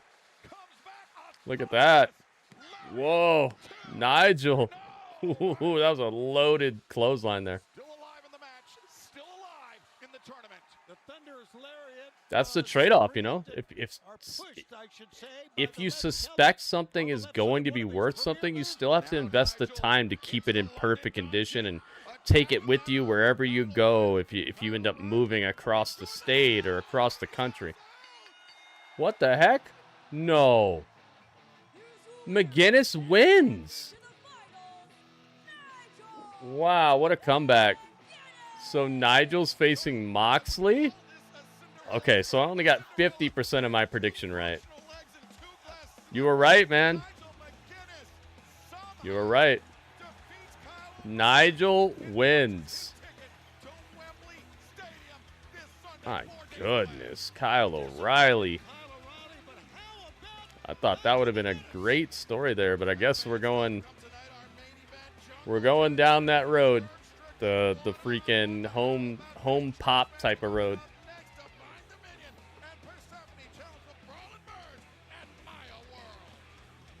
I was lucky that I actually cared about my cards because I had cards that were worth like $1,000 almost. That I was lucky enough that I cared for them, and I took excellent care of them. Even though I used some of them in duels, I actually played with them and stuff.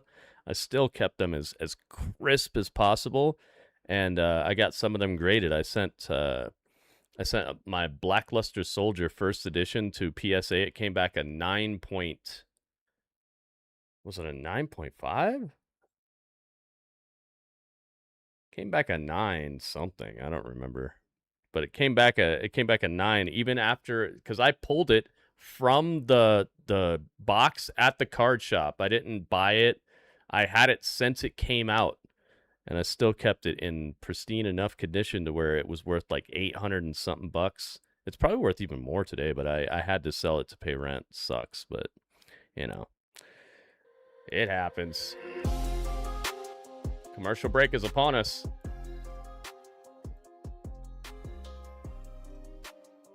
Hang, I can't wait to get back to my other setup, dude. My other setup, commercials are maybe like half as frequent on my other setup.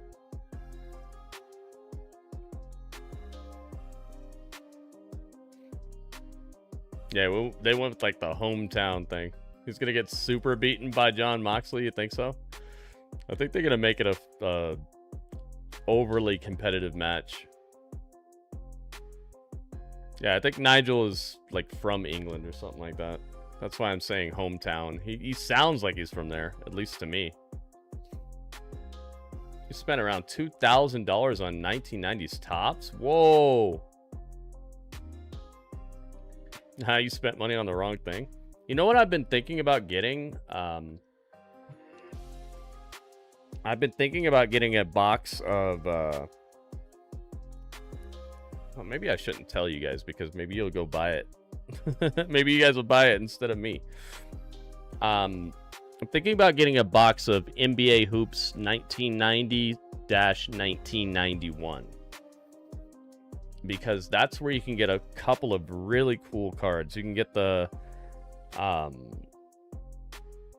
this Michael Jordan that's worth like $1,000 if it comes back a PSA 10. You can get a there's also a All-Star Michael Jordan card in there. There's a card, from what I could tell, it's like a fake basketball player that they put in, but it's still like a famous card. It's not even a real player. There's a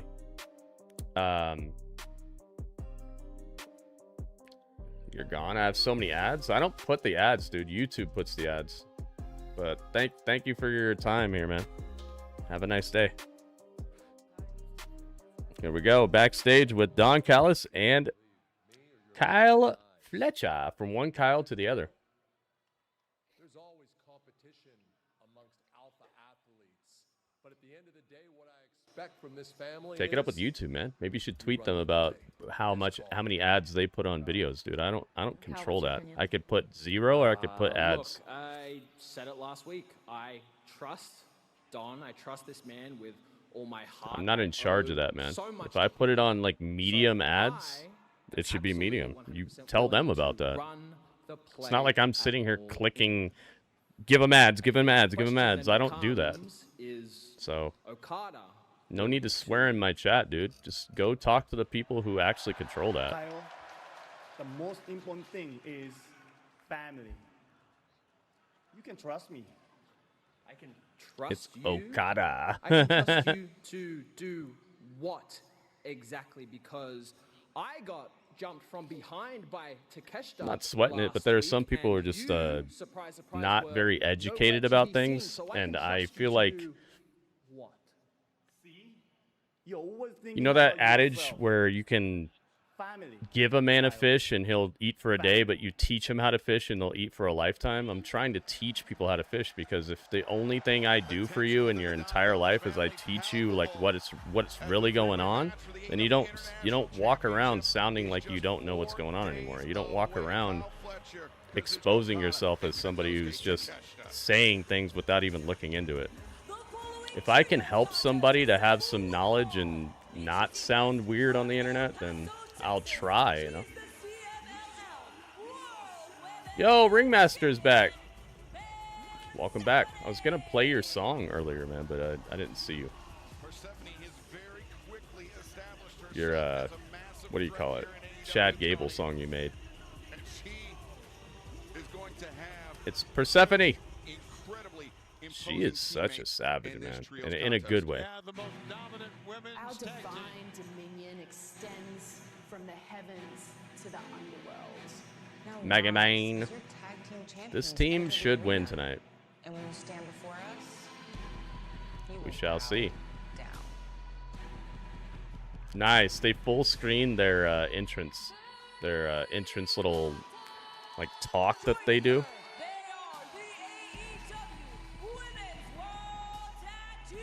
Okay, we gotta move Persephone.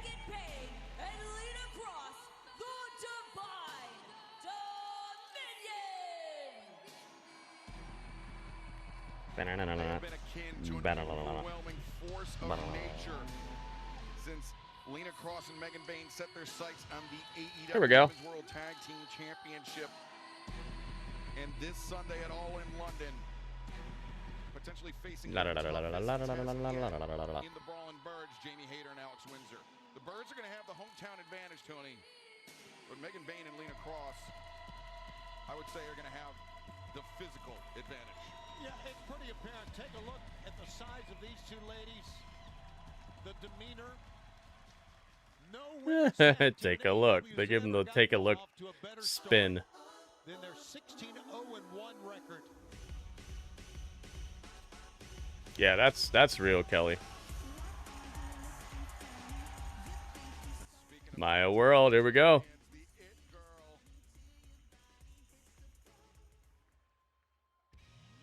And they give her a whole, like, 7 seconds.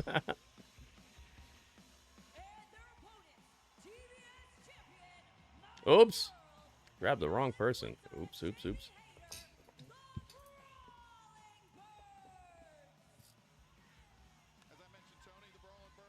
The Brawling Burbs.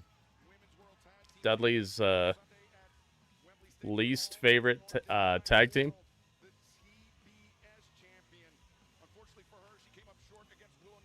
Jamie Hayter. One of the hottest rising stars in the sport today. No doubt what My World has brought into AEW.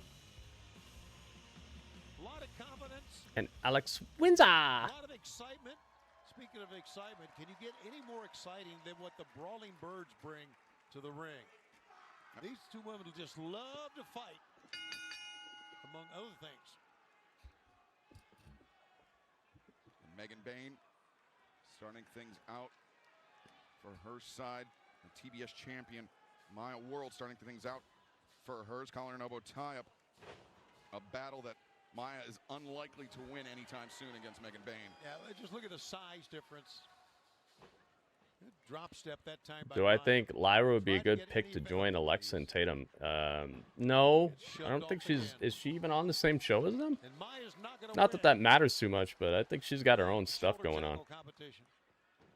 Maya World not only giving up size to Megan Bayne, but giving up experience as well. But Maya has shown that that has not been a defining factor, a decisive factor. Makes 3 hometowners going for major titles. Yeah, Tony Khan is definitely trying to sell tickets. I know he's seeing those ticket numbers and he's thinking, "Dang, man, all right, what can we do?" I don't really care about the ticket numbers that much, but I'm pretty sure he's seeing the turnout being lower and being like, "Oh, hang on, let's play to the crowd." Open-handed shot. Maya World in the running back elbow. Little taunting going on. How about that? The more I think about it, Tony, this is an extremely formidable trio in Persephone and Divine Dominion. But speaking of formidable, in comes Alex Windsor, the waist lock. Persephone reverses. Brawling Birds, they've had their eyes on the AEW Women's World Tag Team Championships for quite a while and now find themselves just 4 They'll make it work, Double S. They'll move people around. From a huge opportunity in Wembley All this stuff is smoke and mirrors anyway. All this stuff is showmanship and smoke and mirrors and all that. Like that's the name of the game. They'll find a way to put people in the right spot to make it look good. And they'll find the right camera angles to make sure you don't see how not good it looks. They hit like a ton of bricks as well. They do. Oh, look at that. You fill up half a stadium. You gotta start performing, you know, smoke and mirrors to make it look good. They'll figure it out. I like the work into this trios team. You can tell. I mean, they've never worked together before, but they seem very seamless. Whee! Maya World with a backflip to splash. That's not enough. Persephone's too strong. Persephone able to kick out as this trios contest continues on Dynamite from Glasgow, Scotland. Just gotta keep your camera pointed in the right direction, you know. Don't let your camera zoom out too much.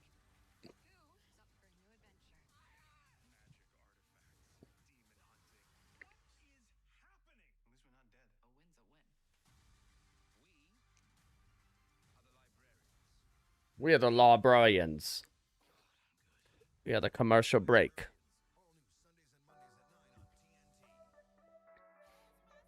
Really happy that I can play my HBO Max straight through Amazon. Straight through Amazon Prime, I'm watching it right now. Pretty cool. Maybe that's why I'm ahead of you. Maybe it's like faster if you go through Amazon Prime instead of the HBO Max platform itself.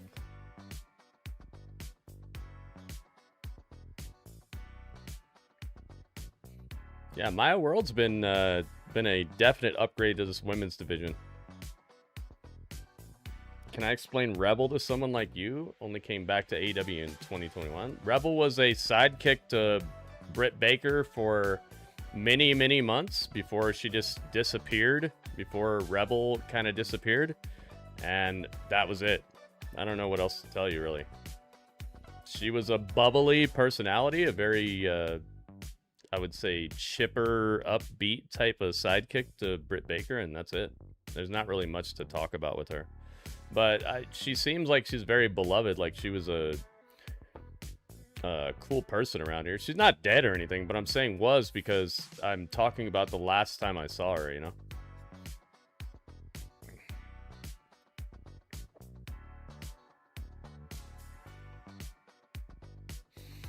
Other than that, man, there's not much to talk about in terms of what she did in AEW. And that's probably what you're asking about. If you're asking about like her as a person or any of the rest of that, you'll have to look that up. You'll have to find some videos of her or something. But as far as AEW goes, just nothing much to talk about.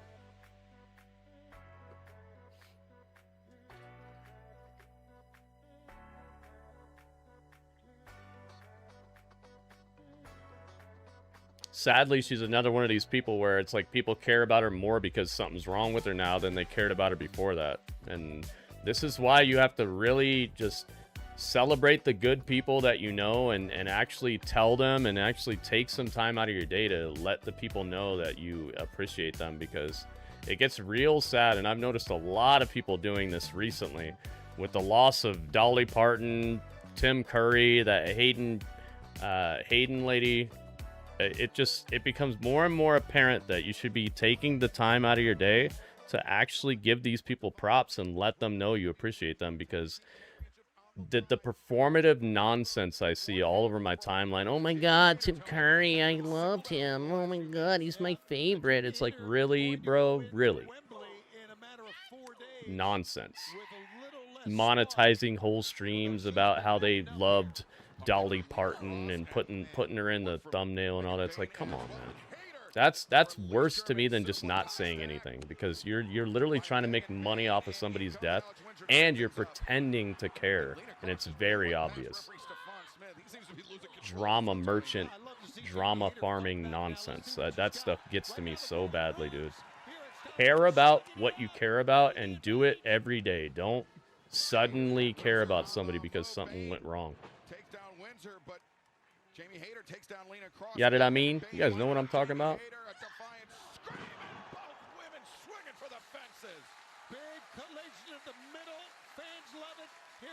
That stuff gets real. It gets on my nerves, man, when these fakers come out of the woodwork talking about how they love somebody. It's like, dude, really? When's the last time you said anything about them? Search their timeline, never said one word about them.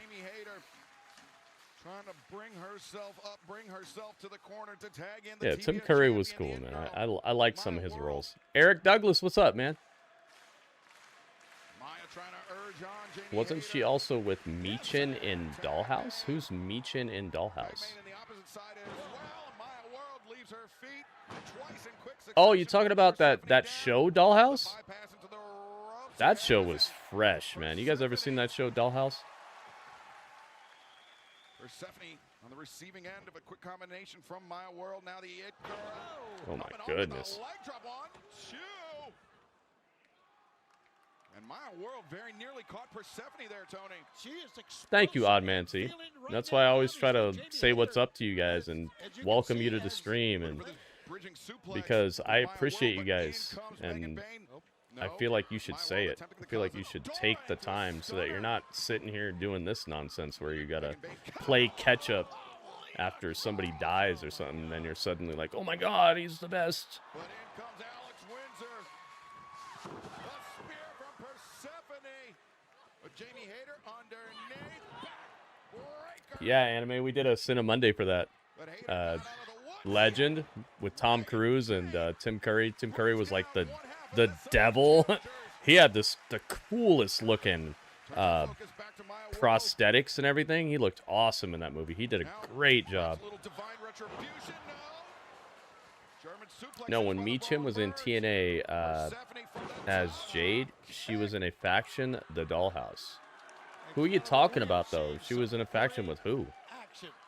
Why is Meacham coming up right now? Are you talking about are you talking about Rebels still? Because he was asking about AEW. He's asking me about her history in AEW, so that's why I'm talking about AEW. Now look at, wait a second, no, Maya escapes to Who her talking? feet, sends Persephone into the ropes. Maya comes off the Oh my goodness, Bad Boon's here. What's up, man? We got the Bad Boon. That's two. No, tugged out. Persephone was down. Uh-oh. Maya World's getting stomped out on the outside. Seen a lot of people, videos pop up on my YouTube shorts of people saying they're switching to AEW. Yeah, because you're going to see that because the people who are watching WWE are just watching WWE. Right? Like, they're not going to have videos saying the contrary if they're still watching. So it's kind of like the squeaky wheel getting the oil there. Oh my God. Maya World got clocked with the title. Oh, boo. The crowd's going boo.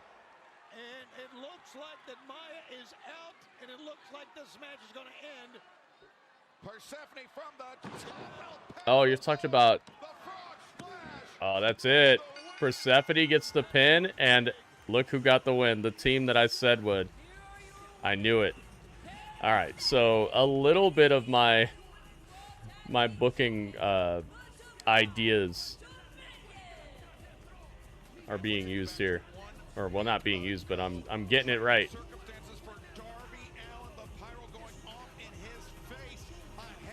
Yeah, but you see what I'm saying, Strange? Like, you're bringing up stuff that he wasn't asking about. He was asking me, he said, as somebody who came back to AEW, or came to AEW in 2021, what can you tell me about Rebel in AEW? I was like, all right, cool. I'll tell you what happened with her here, but outside of that, that's why I didn't really bring up her personality and all that, because he wasn't asking about all that. But that's good info, but it's not quite what I think he was asking about.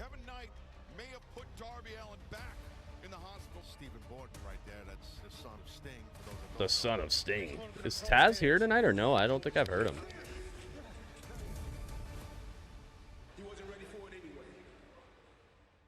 Allergies keeping you up? Take Zyzol at night. Back to commercial break. Yeah, dude, it's gonna be so cool to be back with my previous setup here, because these commercial breaks are kind of out of control tonight. Well, I'm used to it being another way, and I'm used to getting, I'd say, at least half, maybe even less than this.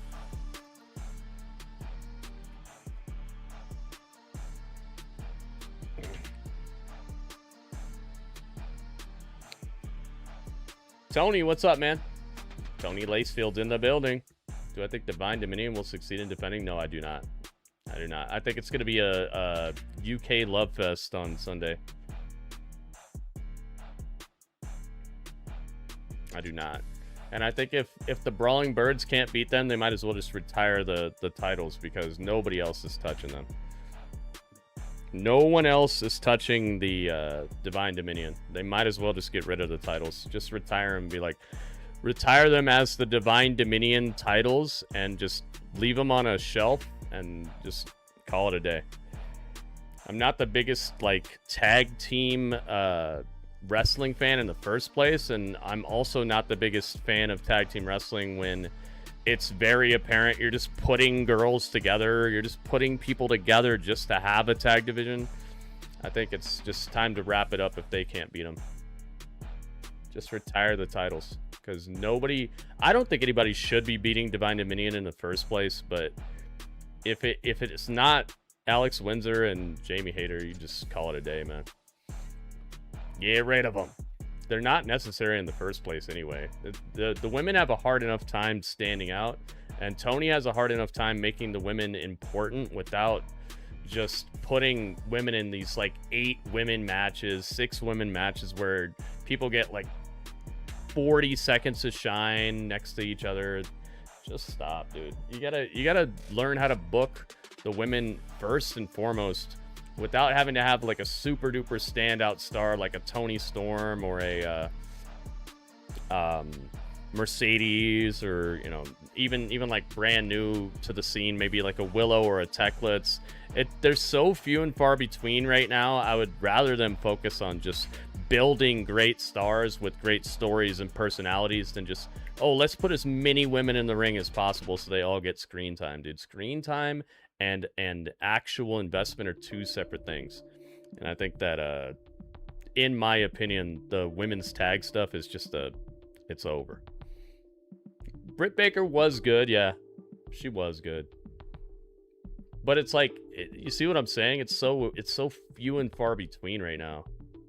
They gotta work harder on building real stars and personalities in the women's division.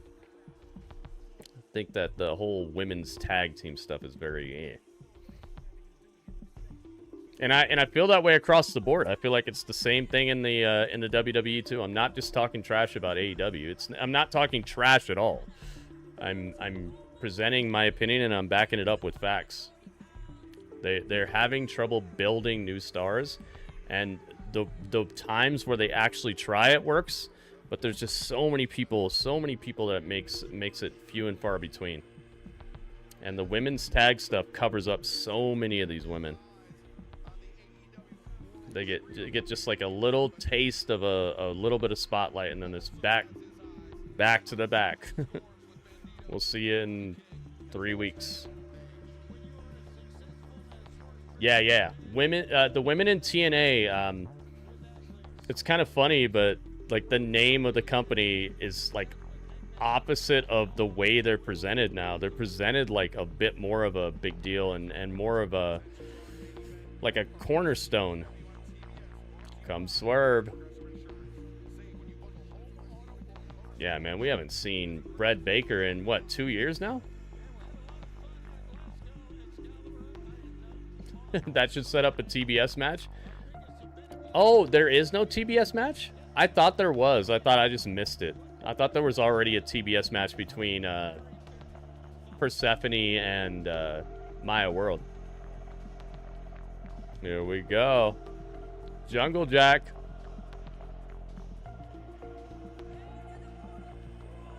I'm sure it's working for somebody. I'm not saying it's like dire straits, like everything's horrible, but I just think that the women would benefit from more singles action instead of just 8 women stuff, 6 women stuff all day. And make us care about it to begin with. Make us care about the build up to it without having to just blanket care about women's wrestling itself. Make us care about it. Make us care about the people involved. Easiest way to do that is build character. Give them promos. Give them backstage segments. Give them cool packages that show them working out or hanging out with their family. Who their famous dad is who used to wrestle, and him like helping her to like find herself, or just anything, man. Show the girl working where she used to work. She walks back into the old like JC Penney she used to work at, and just give us reasons to buy into these characters instead of just, it's another girl and she's wrestling. You love women's wrestling, because a lot of it gets presented that way. Like, it's another woman who's wrestling tonight. You love women's wrestling, right? Make me care about the character. I don't see that it needs to be any different between the men and the women. It's just, you could tell Tony Khan didn't grow up really caring about the women's division that much. And so he just gives like a blanket amount of time to like 8 of them at once, and then just calls it a day. And it's like, yeah, so the women were on the show. And then he has like 1 or 2 really big stars who he's going to give that attention to, that all of them should be splitting up and turning this whole women's division into a bigger thing. Now, we had said it before, after Swerve came back from injury, I thought he looked stronger and in better shape than ever. Because just blanket screen time does not equal investment from the crowd. And you could tell, you could see it. Every time that women come out, you can see the crowd kind of shift gears a little bit. about like how excited they are to see the match or the outcome, unless there's somebody that they're really invested in already. And those, like I said, are few and far between. They need to update and upgrade that whole situation. Follow a little bit of the TNA formula. TNA has made me care about the women a lot more in the past. Fans, we've had a fantastic time here in Glasgow. The action continues this Saturday night. Exactly, Anime. There were some promises that were made with what AEW was going to be, and they found out real quick. I feel like this Sunday, special 2-hour.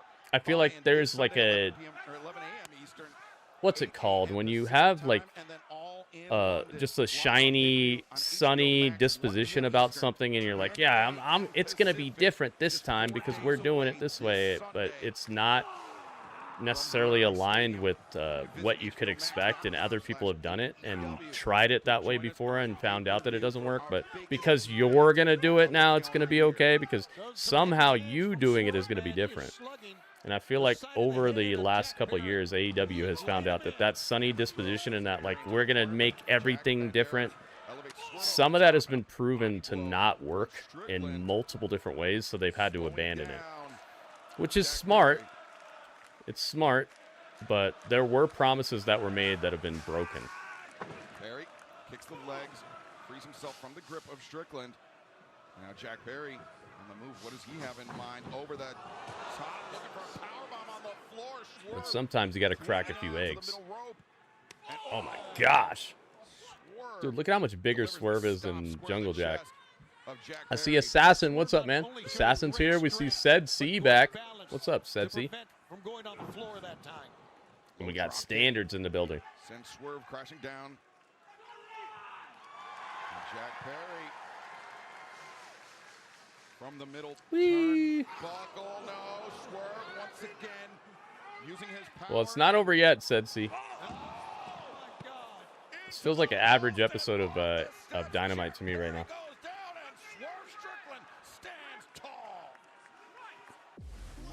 But that's also why you need to be careful with what you do, because what I feel that Tony Khan has done is he has absolutely like super duper served us in certain cases where we get a Dynamite that feels like a pay-per-view, and then you run into a Dynamite like this which should feel like a bigger deal, but it's just it ends up there's this thing called escalation. Okay, so escalation is when, okay, so a guy does a headlock takeover. Okay, cool, and people are cheering for it. Oh my god, headlock takeover. And then the next time you do a headlock takeover, people, they don't cheer as much because they've seen it before. So now before you do the headlock takeover, you like run the ropes, and then you grab the guy, and then you tug him down really fast and hard, and then people are cheering again. They're like, oh my god, the headlock takeover. And then you do it again that exact same way, and people are not cheering as much because they've seen that before, and it's not as exciting. Normally what you should do in that case is realize this is going in a crazy direction where if we keep updating and upgrading the movements themselves, it's going to become super dangerous, and the crowd is going to be just a bloodthirsty mob that's like, yeah, rip his head off, and it's going to eventually get that way. But what you could do is you can build characters, build storylines. You can build reasons for these people, for that headlock takeover to matter more, to where it's like, oh my god, is he going to hit him with it? Oh, there it is. He hit him with it, So you can use the same move, but have the investment from the crowd while still keeping it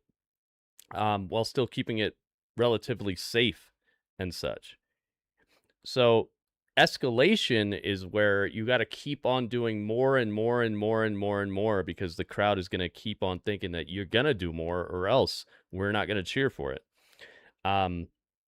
So what I feel has happened is the escalation is getting to a point where they need to start investing in characters. Characters and storylines need to be escalated instead, because those are the things that don't make a dangerous situation. You're not in danger cutting a promo. You're not in danger showing somebody's workout routine, or, you know, them running down a road and cutting a promo about how they work hard and they're up earlier than you are or whatever. But if you just keep making it all about the moves and such, you end up in a situation where your escalation is going up so much that you're going to eventually hit a wall or a ceiling that's going to cause someone to get hurt, or you're just not going to be able to do anything more. Like, what's more than a 630, right? You're going to do a 820 or something? Like, what kind of frog splash are you going to do next? What kind of frog splash are you going to do next? What kind of super duper senton are you going to do next? There's only so much the human body can do, but your imagination and your storytelling, that can continue to rise and continue to intrigue people, because you can tell stories about all kinds of things. No, I'm not complaining they do too much wrestling. What I'm saying is that there's a reason that this episode of Dynamite is feeling a little underwhelming, and it's because they've made the baseline so high for what a good Dynamite is that anything below that starts to seem a little less than, even if it's okay. So no, I'm not complaining. I'm trying to make it make sense to people who are saying this Dynamite doesn't feel that great. It's not because it's not great. It's because they've made you get used to something much better. Now Perry frees the right arm. Elbows to the back of the head of Strickland. Got it? I mean, does that make sense? It's not complaining. I'm trying to connect the dots for some people who are wondering why this Dynamite feels a little less than. It's because they've done so much in the meantime to where this is good, but it feels not so good. Swerve looking for big pressure, maybe on the floor, but Jack Perry But that's what I was saying. That's why you have to be careful, and that's why you have to build characters more than you build wrestling, because once you start falling short physically, the crowd is going to need something else. And what that is that's characters and storylines and presentation. now Jack Perry once again turning on the jets, and there's the tope suicida. Swerve though still stayed on his feet. Jack Perry is gonna make it 3. Oh my God. Yo, Jack Perry over the top rope with a front flip senton. Oh my God. You see, this is what I was talking about before the show started, about like a more vicious but tactical Jack Perry that seems to be coming to the forefront. After that Moxley match, I was hoping that he would go this direction, and that's what I'm seeing here. And that thumping, that was Prince Nana pounding on the steel steps, trying to urge on his man. So you're opening? Opening? What's that word mean? Grats. In favor of a slower, duller show? I'm saying you got to pace yourself. I'm not saying that they should do whack shows. I'm saying you got to be really careful when you start pushing the ante and upping the ante, because that ante remains upped. Whoa, that was crazy. Opining? What's that mean? What does that mean? I don't know the definition of that word. Necessity, the mother of invention for Jack Perry. I'm not the most verbose guy in the world. I don't know. Giving my sincere opinion. No, I don't think a show needs to be slower and all that. I just think you got to be very careful, and you need to pace yourself. You need to sprinkle stuff in.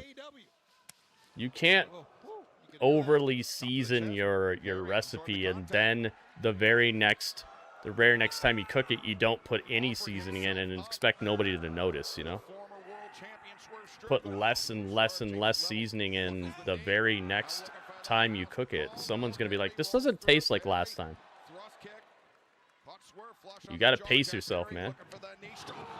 Evenly season your dishes so people get a cohesive and consistent experience. But yeah, my sincere opinion is that you should pace yourself and then wow people when it's time. Oh my goodness. Dude, the snare trap. Swerve's in trouble.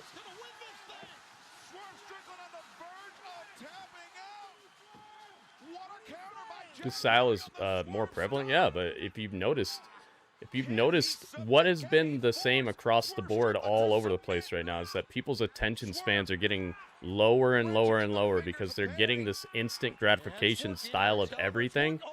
And that is creating a situation where no matter what type of entertainment you watch, it's becoming more and more difficult for people to keep their eyes on the prize and understand what's good about the whole thing that they were watching in the first place, or what they were listening to in the first place.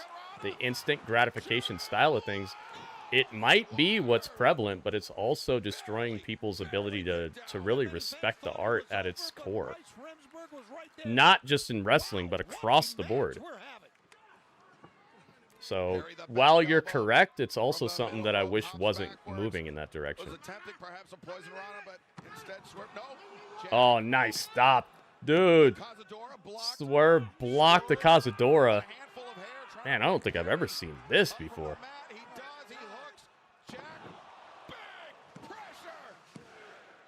Oh my God. Swerve put him down that easy? Wow, I expected at least another 5 minutes. Whoa. My goodness. Seeming to tell Jack Perry, you were an inch away, half a heartbeat away. Dang, man. I did not expect Swerve to put him down that quick. That was a beautiful block, though. Swerve wins it.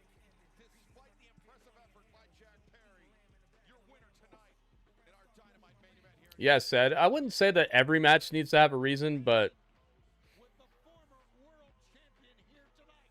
I think that that's where the characters need to stand out. Here or there, it can be just about the competition. Like a slam dunk competition. When I tune into a slam dunk competition, I don't really have to care who's in it, because I'm there just to watch a slam dunk competition. But that happens once a year, you know? Sometimes more if you're watching like the Shaquille O'Neal thing you just did. It's like a little tournament, and then you get to see who wins the slam dunk contest. But most of the time when people are watching a slam dunk contest, it's once a year. It's not twice a week like this. You know? This is a slam dunk competition, and they're doing it like twice a week. Multiple times per night, in terms of us trying to see who's the best at doing slam dunks all day, you know? And that's where you need to have characters matter more.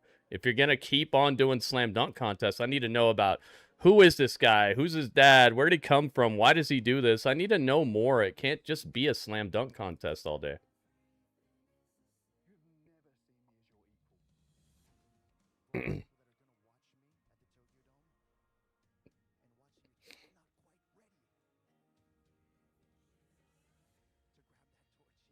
I have to turn this down because I'm pretty sure this is a copywritten piece of music here. It's so good.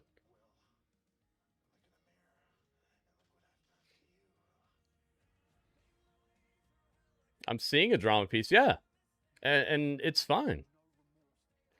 But the sad thing is it's being used on two people that we already know a whole lot about, and we've already seen them do many promos. I'm talking about the people in between. I'm talking about all the rest of these people. This is cool, but yeah, I already care about Ospreay. I already care about Omega, man. I've already seen both of them go through heck fire and back again in multiple different ways. I'm not talking about these guys. This is fine. Of course I like this. But I'm talking about investing. That's why I said sprinkle it. Don't concentrate it. Pace yourselves, you know? Do this for someone else. Do this for somebody who needs it. They put it on their YouTube channel, yeah. But that's like saying, oh, you didn't read the extended Star Wars universe, you know? It's like, how much of that is really going to matter when it's all said and done? And how do I know I'm spending my time the right way? Think about all the people who read all the Star Wars novels and stuff, and then look what happened when the very next thing they saw was like, oh, we're throwing all that out. It doesn't matter anymore. We're doing this, you know? How do you know you're investing your time correctly if you're going all super far outside of what the show is up to? You know what I mean? We only have a certain amount of time on this planet, man, and a lot of people understand their time is valuable. How do you know that? How you know? How do you know that you're spending all this time watching these little YouTube videos and stuff and it's actually bringing you any sort of clarity on who these people are, why they're here, or why you should care? Could be all wasted time. That's why I expect them to just sprinkle it a little bit more evenly throughout the actual show. Because then we know, at least then we know it's supposed to matter to us. And if it turns out to not matter, then that's them dropping the ball. It's not that we wasted our time going outside the realm of the show just to figure out what's going on. It's a different fan base. It's lazy to me, man. I feel like it's lazy. You have legitimately between Ring of Honor, Collision, and Dynamite, you have, what is that? Something like 7 hours of TV per day or per week, right? And then you have a pay-per-view per month as well, which lasts what, 7? Oh, that's the end of the show? Wow, yeah. So they wanted to keep them just super safe on the people who are showing up at the pay-per-view. You see what I'm saying? Like, we don't know if any of that's ever going to matter because it's not on the show. Use your show. Use your 7 hours a week to spread some of that out so it's not just wrestling, and you're going to spend some of that time on people that we should care about but we don't quite know enough about to really get invested. I'm not saying casuals. I'm saying if your show is supposed to be a piece of entertainment, right? It's supposed to entertain people. You need to understand that there are different ways to entertain people. If like, let's say Dragon Ball Z was just every episode was just a 30-minute fight between Goku and some guy, and they're just blowing up half the planet, and that's it. And then very rarely are they sprinkling in, oh, this is who Goku is, and that's it. And then everybody else, Yamcha, everybody else gets very small little pieces here or there. They have hundreds of episodes, but there's just one little spot here where they did it. There's one little spot here where they told you who Krillin is, or Piccolo. Then the show wouldn't go off right? It wouldn't matter as much. But the show mattered because they told you who the people are as it went on. It wasn't for casuals. It's they knew that you needed to know who these people are so that these situations mattered more. So that when somebody gets cut in half, it's like, not him, instead of, oh, he got cut in half. Oh man, I guess that's what happens when you mess around. You find out, right? Like there's just an uneven distribution of things that are supposed to make you care, and then the matches that you're supposed to care about. So it's not a casual thing. It's that you're supposed to like the show, right? The show needs to make you like the show. Being a casual it has nothing to do with that. It has to do with the fact that there are things here that are not being fleshed out correctly, and there are characters that are getting underserved. And so the amount of caring you have about them has to default to, oh, well, it was a good match. That's not liking the show. It doesn't have to be AEW Dynamite anymore. It can be any show at that point. You see my point? The show itself needs to be a good show that people like to watch, not the wrestling being good. And that's for the hardcores. And then you're casual if you don't like the show. The show needs to be good. People need to like the show itself and have a reason to watch the show itself, not just the matches are good, because then it doesn't have to be Dynamite anymore. It can be anything. It could be WEA, Tetro, Nitro, like they could call it whatever they want. Then it doesn't matter anymore because the stories don't matter. It's just about wrestling. And if it's just about wrestling, this show and these letters cease to matter. I'm talking about the show. I'm talking about the show as a piece of entertainment. You need to have investment in characters. You need to have investment in the matches. You need to have investment in the way it's presented and how it's actually put in front of you, not just presented as in like visually, but the cadence of it and all that. And if it breaks down to just, oh, you're a casual if you don't like if you don't like the rest of that, you're a casual. You got to just like the wrestling. Then this doesn't matter anymore. then Dynamite doesn't matter anymore. AEW doesn't matter anymore because it's all about good matches. And then I can just go watch whatever. I can go watch a match from 10 years ago. I can go watch a match from yesterday that happened in MLW or whatever. Then the show itself ceases to matter and it's just about good wrestling. Then if that's how you're a hardcore, then you just care about wrestling itself. Then what I'm saying doesn't matter to you anymore because I'm talking about the show. You know?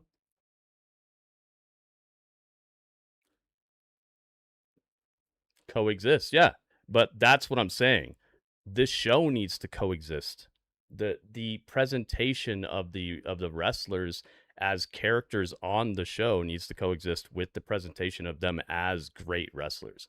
And I'm finding that there's like an inconsistency between the two that leads to a who cares type of attitude until it comes down to just people absolutely killing themselves or wrecking themselves. And that's what I was talking about escalation, where you have to be careful how far you push the physical, because once you push the physical a little too far, the rest of the show tends to fall through. If you can't get back to that level the very next show, the rest of the show falls.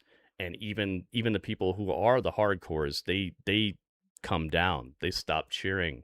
They stop showing up. They stop wanting to buy tickets because they've seen it all. That's where you need characters. That's where you need story. That's where you need presentation. So I know this is like the time old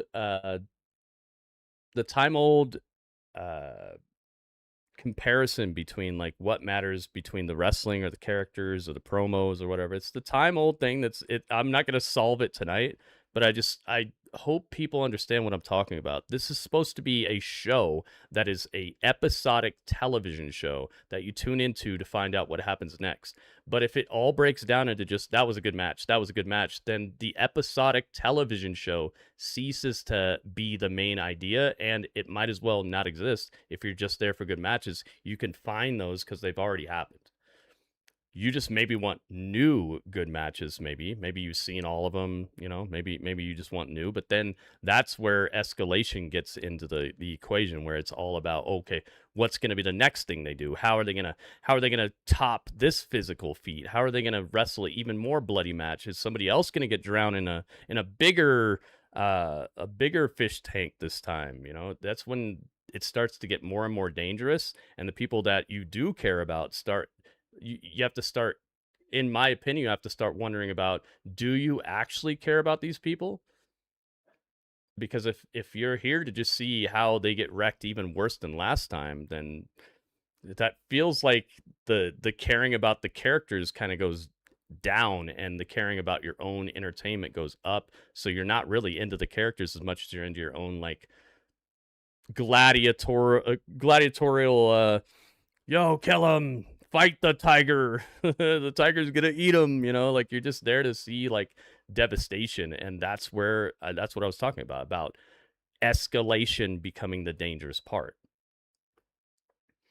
AEW fans see a new face and are like, wow, who is this? New Japan fans, same. WWE fans, silence. Who is this? No reaction, different fan bases. This is true, but you have an opportunity to make a fan out of somebody more if you can connect to them on a emotional and character level, presentation level, than just watching people have to like halfway kill themselves to impress you, to where you're like, that's a good wrestler. You see what I'm saying from my perspective. It's better to care about somebody who's going to be around for a while and who's going to be healthy, and you're going to see them more and more and more, because you're investing in a character that's going to be on the show, instead of a person who's going to be a flash in the pan, who's just trying to do more and more and more to impress you because there's no character behind it, because there's nothing to care about besides this person does flips, this person wrestles good. There's very little to care about there besides the match itself. Then the episodic program ceases to exist, and it becomes more about just a singular spectacle. What would happen if on your favorite show, somebody you like shows up, they tell you a whole bunch about them, and then they're just gone? It makes it to where your investment in the show is there's a detriment there, and you as a viewer kind of check out. Like if Walking Dead wasn't episodic and just everybody died every episode, you know, but they died in cool ways, right? You know, they died really cool. This guy did a flip and then a zombie ate him. The zombie did a flip and then he ate him. Oh, the zombie jumped off the top of a building and fell on him. Like, yeah, they could do a bunch of cool deaths, but if they didn't keep characters around that you were invested in and tell you why you should care, then it would just be a show about people just getting got in several different ways. And then the episodic nature is out the window because the only thing you care about is just weird deaths and weird flips and weird ways that people got, you know? And that's what I'm seeing as why this episode of Dynamite didn't hit as well for certain people in the chat, because the escalation was not there. Because that's what they've come to expect, because you got to be careful with how you sprinkle it throughout your show. You can't do things that are just over the top epic and then come back down and expect for people to still praise it in the same way, because your escalation is out of whack. That's why you have to pace yourself and sprinkle things evenly so that people aren't like, oh my God, what happened? Because I think that's what I'm seeing. But we're going to do the review. I really appreciate these conversations. I'm not trying to like rag on anybody. And I hope nobody's taking it this way, because if you enjoyed the show, I enjoyed the show as well. It's just, it did feel a little underwhelming in terms of the action, in terms of the storytelling, in terms of like the,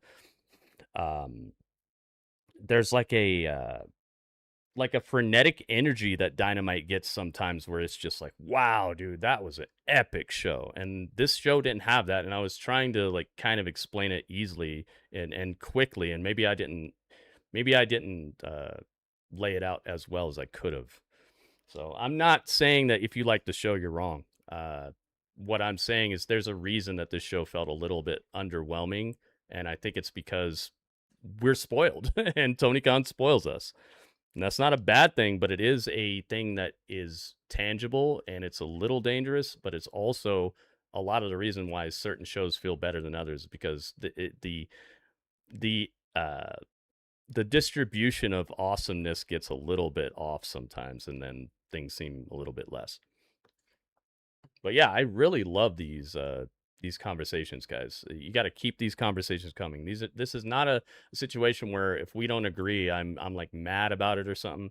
And it's not a conversation where I feel like I'm even right all the time. I feel like I'm like halfway right, maybe. I don't even think I'm completely right, because everyone has their own perspective. But I've seen several different properties that I've loved over time, and most of why I love the X-Men or the MCU or comic books in general or basketball is because of the interpersonal drama that's mixed into the fighting and the basketball. Why did I still love the Bulls even though I hated them at the same time? Like, it's because there's a story there. It's because they're eliminating my team that I love, it's my hometown, but the guys on the team are so good, it's like undeniable. So it's like there's more to it than just, oh, he made three-pointer, good three-pointer, I love three-pointer, you know? And so in my opinion, as a fan of many different properties, video games, movies, basketball, football, wrestling, it's always been more than just the art of what it is. It's about the things involved, the people involved, the stories involved, and that makes when Wolverine takes the claws out, it's not just like, oh yeah, it's fighting time. It's like, dude, that's Wolverine. What is he gonna do this time?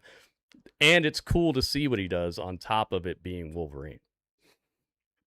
All right, so it's time for the review. I would say sorry, but I'm not sorry. This is a spot where we're supposed to hang out and talk about wrestling, talk about life and all kinds of stuff. So I would say sorry for the long-winded situation here, but it's not anything that I'm gonna change in the future. So I'm not a fan of saying sorry about things that you're not sorry about and that you're not gonna change. You should only say sorry if you're like, yeah, I'll change that. I'm not going to change that, because this is why I'm here, and this is why I love hanging out with you guys, because we can have different opinions and I can bounce stuff off of you, and you guys can show me how my opinion maybe should be swayed or maybe changed, and I'll consider it. And it does make sense to me. Like I said, I'm probably half right in this. I'm probably not all the way right. And there is a group of people who they just love wrestling so much. They just want to see new wrestling, and that's fine. But in my opinion, they'll just watch anyway then, right? Because there'll be good wrestling in AEW till the roof falls off, right? It's not like wrestling is gonna be the problem here. But in my opinion, there was a reason that this episode of Dynamite was a little less than spectacular. So let's do the review. I would like to know what score you guys would give this episode of Dynamite. This is the 26th of August, 2026 edition of Dynamite. I would love to know what score you guys would give this out of 10. Now, keep in mind, the highest score I'm going to take is going to be an 8.4 out of 10. The lowest score I'm going to take is going to be a 7.0 out of 10. Anywhere in between is golden, and I'll ask for your score right after this, so please be considering it.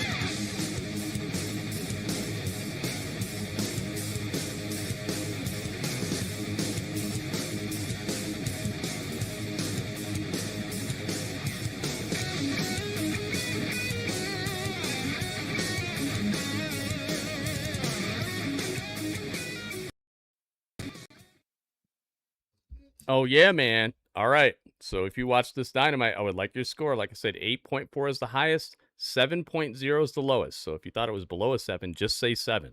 If you thought it was above an 8.4, just say 8.4, guys. And I would like your score before the end of this song right here. Let's go. He said 0. Let's see here.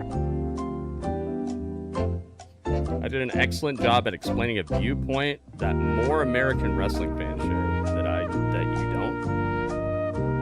Or then don't.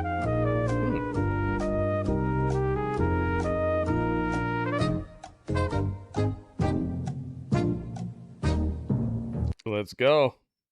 Let's see it. Just put your score once, guys. I don't need a bunch of them because it's gonna throw stuff off. Just do your score one time. That's it. All right, let's get our background beats blazing while I do the mathematics. I'm gonna add up everybody's scores here. Let's go here. Oops. Let's do this. There we go. Okay.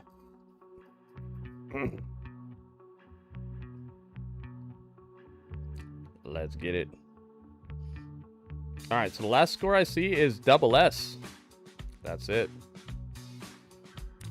Let's get it.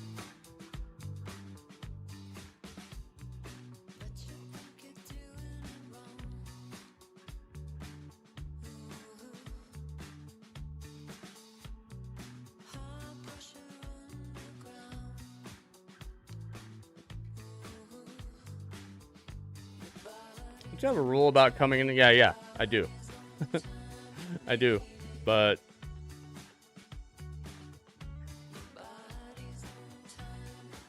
it's if they're here before I ask for scores, they're obviously here to hang out a bit. So there's exceptions. All right, so Benjamin says 8.4. Benjamin, I got you.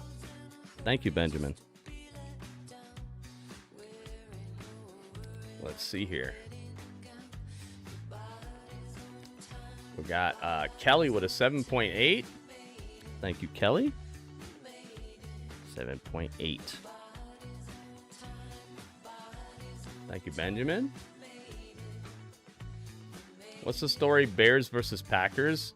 Well, the thing is, after a certain amount of time, people are so invested in like their home team or their like favorite team, and the story of that is probably the story of their life at that point. You know, their dad loved them. They used to watch football with their dad or their mom in the living room. They used to bring out the TV dinner trays and watch the game together. The story is probably their life at that point, and that's where they don't have to worry about the rest of that, really. But there's people who aren't that deep into it who still need to care and still need to make it the biggest game, you know? And those are the people who most likely see the spectacle, the stadium, the people rock, and the people already know about the story and all that. They don't have the luxury of that here in AEW, man. They need to think outside the box a little bit. They can't expect all of us to just be like, oh, I love Kenny Omega, I love this guy, or I love Action Andretti or Daniel Garcia, you know? Like, they're not the Bears, they're not the Packers.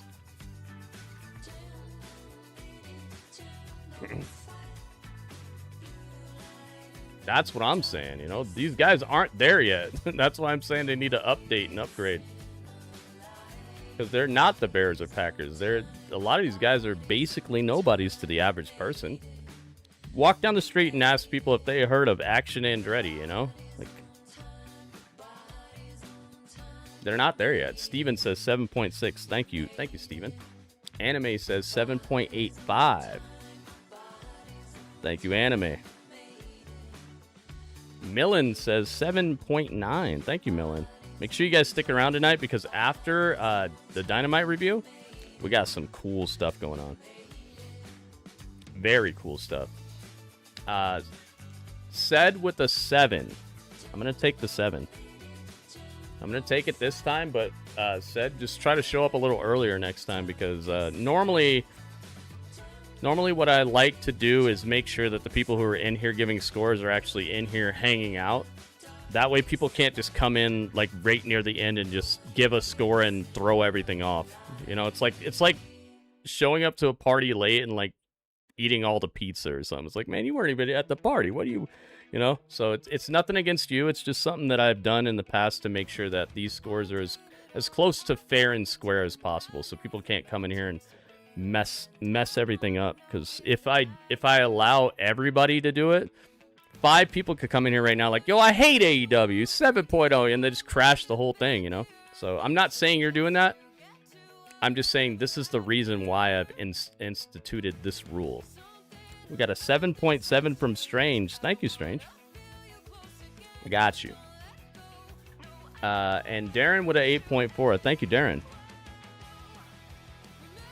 I got you. Double S with a... Gratz with a 8.0. Thank you, Gratz. And Double S with a 7.1. Thank you, Double S. Yeah, and one of the reasons that I also went off like this is because hopefully by now, if you guys have been watching me for any length of time over like 2 months, 3 months, I always say your go-home show is like where you're telling me why I should spend my money on the very next thing. Why the next thing that I'm going to see, I have to see it. I have to pay money for this. If you go from a free show to a show where I have to pay money to see what happens next, you better set it up right. You know, you better set it up to where I want to bust the wallet out. And this show, parts of it made me feel that way, but not enough of it to really upgrade my enthusiasm about spending the money. You know, I'm gonna do it anyway because there's an added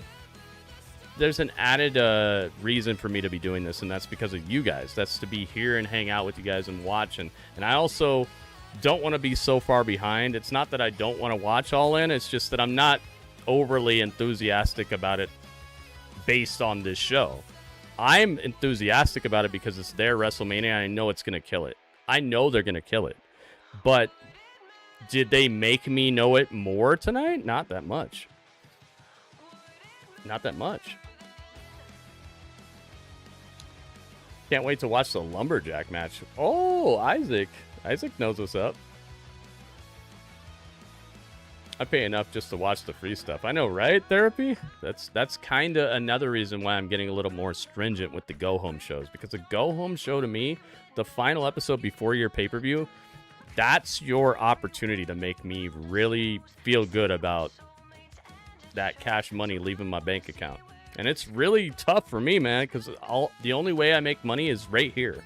When you guys give bits, when you give tips, which we have not had a tip yet, by the way. When you guys give or become a subscriber or a member on YouTube or give jewels, like that's how I make money, and that's it. Outside of that, I gotta sell stuff. I gotta like sell my favorite video games or my favorite comic books that I've collected. I gotta start selling things that I love to like sacrifice. And do I want to sell my copy of Metal Gear Solid to buy All In right now? Not really. You know? Did this episode of Dynamite make me feel like selling my copy of Metal Gear Solid is worth it? Not really. So, I'm giving them a 7.6. I think it was a good show, but not great. A bit boring. Actually, I'm going to move 7.5. 7.5. Good show. Good action. The people who came out here, they did their jobs. I'm not blaming this on the athletes. And I'd probably be saying something in the opposite direction if they would have went all out tonight. All out. If they would have risked the athletes' health right before the pay-per-view, I'd probably be a little worried, you know. I'd probably be like, whoa. Are they even going to be at All In? But it would be a better show. I'm rating the show itself. I'm not rating the injury report or whatever. So, yeah, I got to go 7.5. Not a bad show, but definitely... I've seen better, and I've seen better a lot more often recently than this. This felt like the wrong night to phone it in a little bit. Right? So isn't ESPN Plus raising prices? I don't know. I don't use ESPN Plus. But yeah, I'm going 7.5. All right, so everyone's scores added together. Let's go. Let's find out. Hopefully that makes sense. If you want me to pay money, you better show me something that makes me want to see what happens next. Here we go. Okay, 85.25. Wait a minute. This is going to be 11 scores? I think it's 11 scores. Here we go. Divided by 1, 2. These are all your scores added together, by the way. Everybody's scores equals 85.25. We're going to divide that by how many scores we got, and that's going to tell us what the average was. If the average is above a 7.75, they get a full point. If it's below a 7.75, they get a half a point or no point, depending on how low they are. So let's find out. Divided by 1, 2, 3, 4, 5, 6, 7, 8, 9, 10, 11. Yeah, it's 11 scores, I think. 1, 2, 3, 4, 5, 6, 7, 8, 9, 10, 11. Divided by 11 equals 7.75 exactly. Oh my God. Right across the finish line. Wow. I love that. That's really awesome. Wow. And that's a microcosm right here. This score is a microcosm of everything I just said. They made it across the finish line, but just barely in the average mind of the average of everybody in the chat put together. That means they got the point. Give them the point.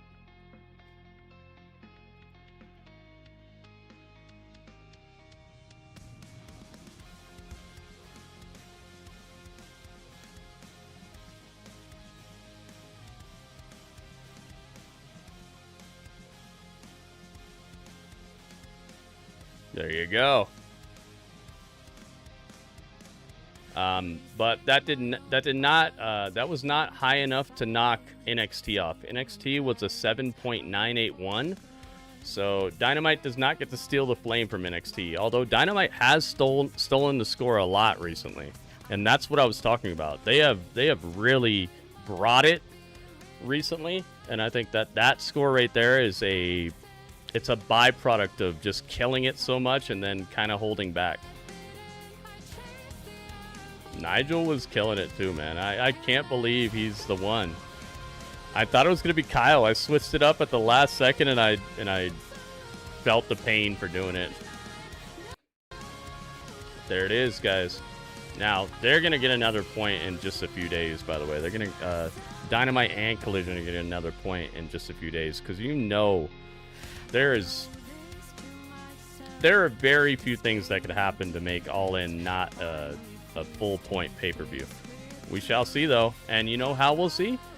You guys being here, you guys hanging out and giving me your scores. Your score matters. This is the one wrestling review show that I know of where you guys' scores actually affect the outcome, where it's not just one guy telling you the show is good or bad.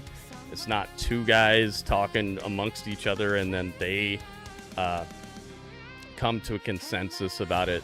This is the show where your opinion actually matters and affects the outcome of the entire season. As you can see, these shows have they have a kind of a stalemate going on right now, because everyone is coming through to these hangouts and giving their scores. Without you guys' scores, it's just me talking about it, and then it becomes every other review show. So thank you guys so much for being part of this.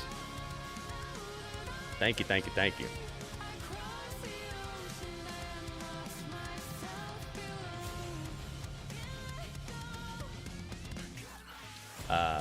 Good night, Tony Lacefield. Thank you, man.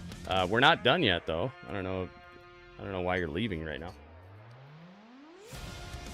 It's not over, dude. The stream is not over, but it is changing the spot that it's at. Okay, twitch.tv/Gritty Urban Saga. That is where the remainder of this stream is going to be at, and that's where we're going to be doing some crazy cool stuff, man. I'll be showing wrestling matches live on stream here. We're going to be watching the brand newest hotness and seeing it on the screen. It won't be pictures of wrestlers like this. So, guys, click this link and come on over here. Twitch.tv/Gritty Urban Saga. The stream is not over. It's just I have to get off of YouTube because I'm going to be doing stuff that has copywritten music in it, copywritten video. So, please, get on over here, guys. Twitch.tv/Gritty Urban Saga. Thank you, everybody who was part of this, and I'll see you there. But that was the chat.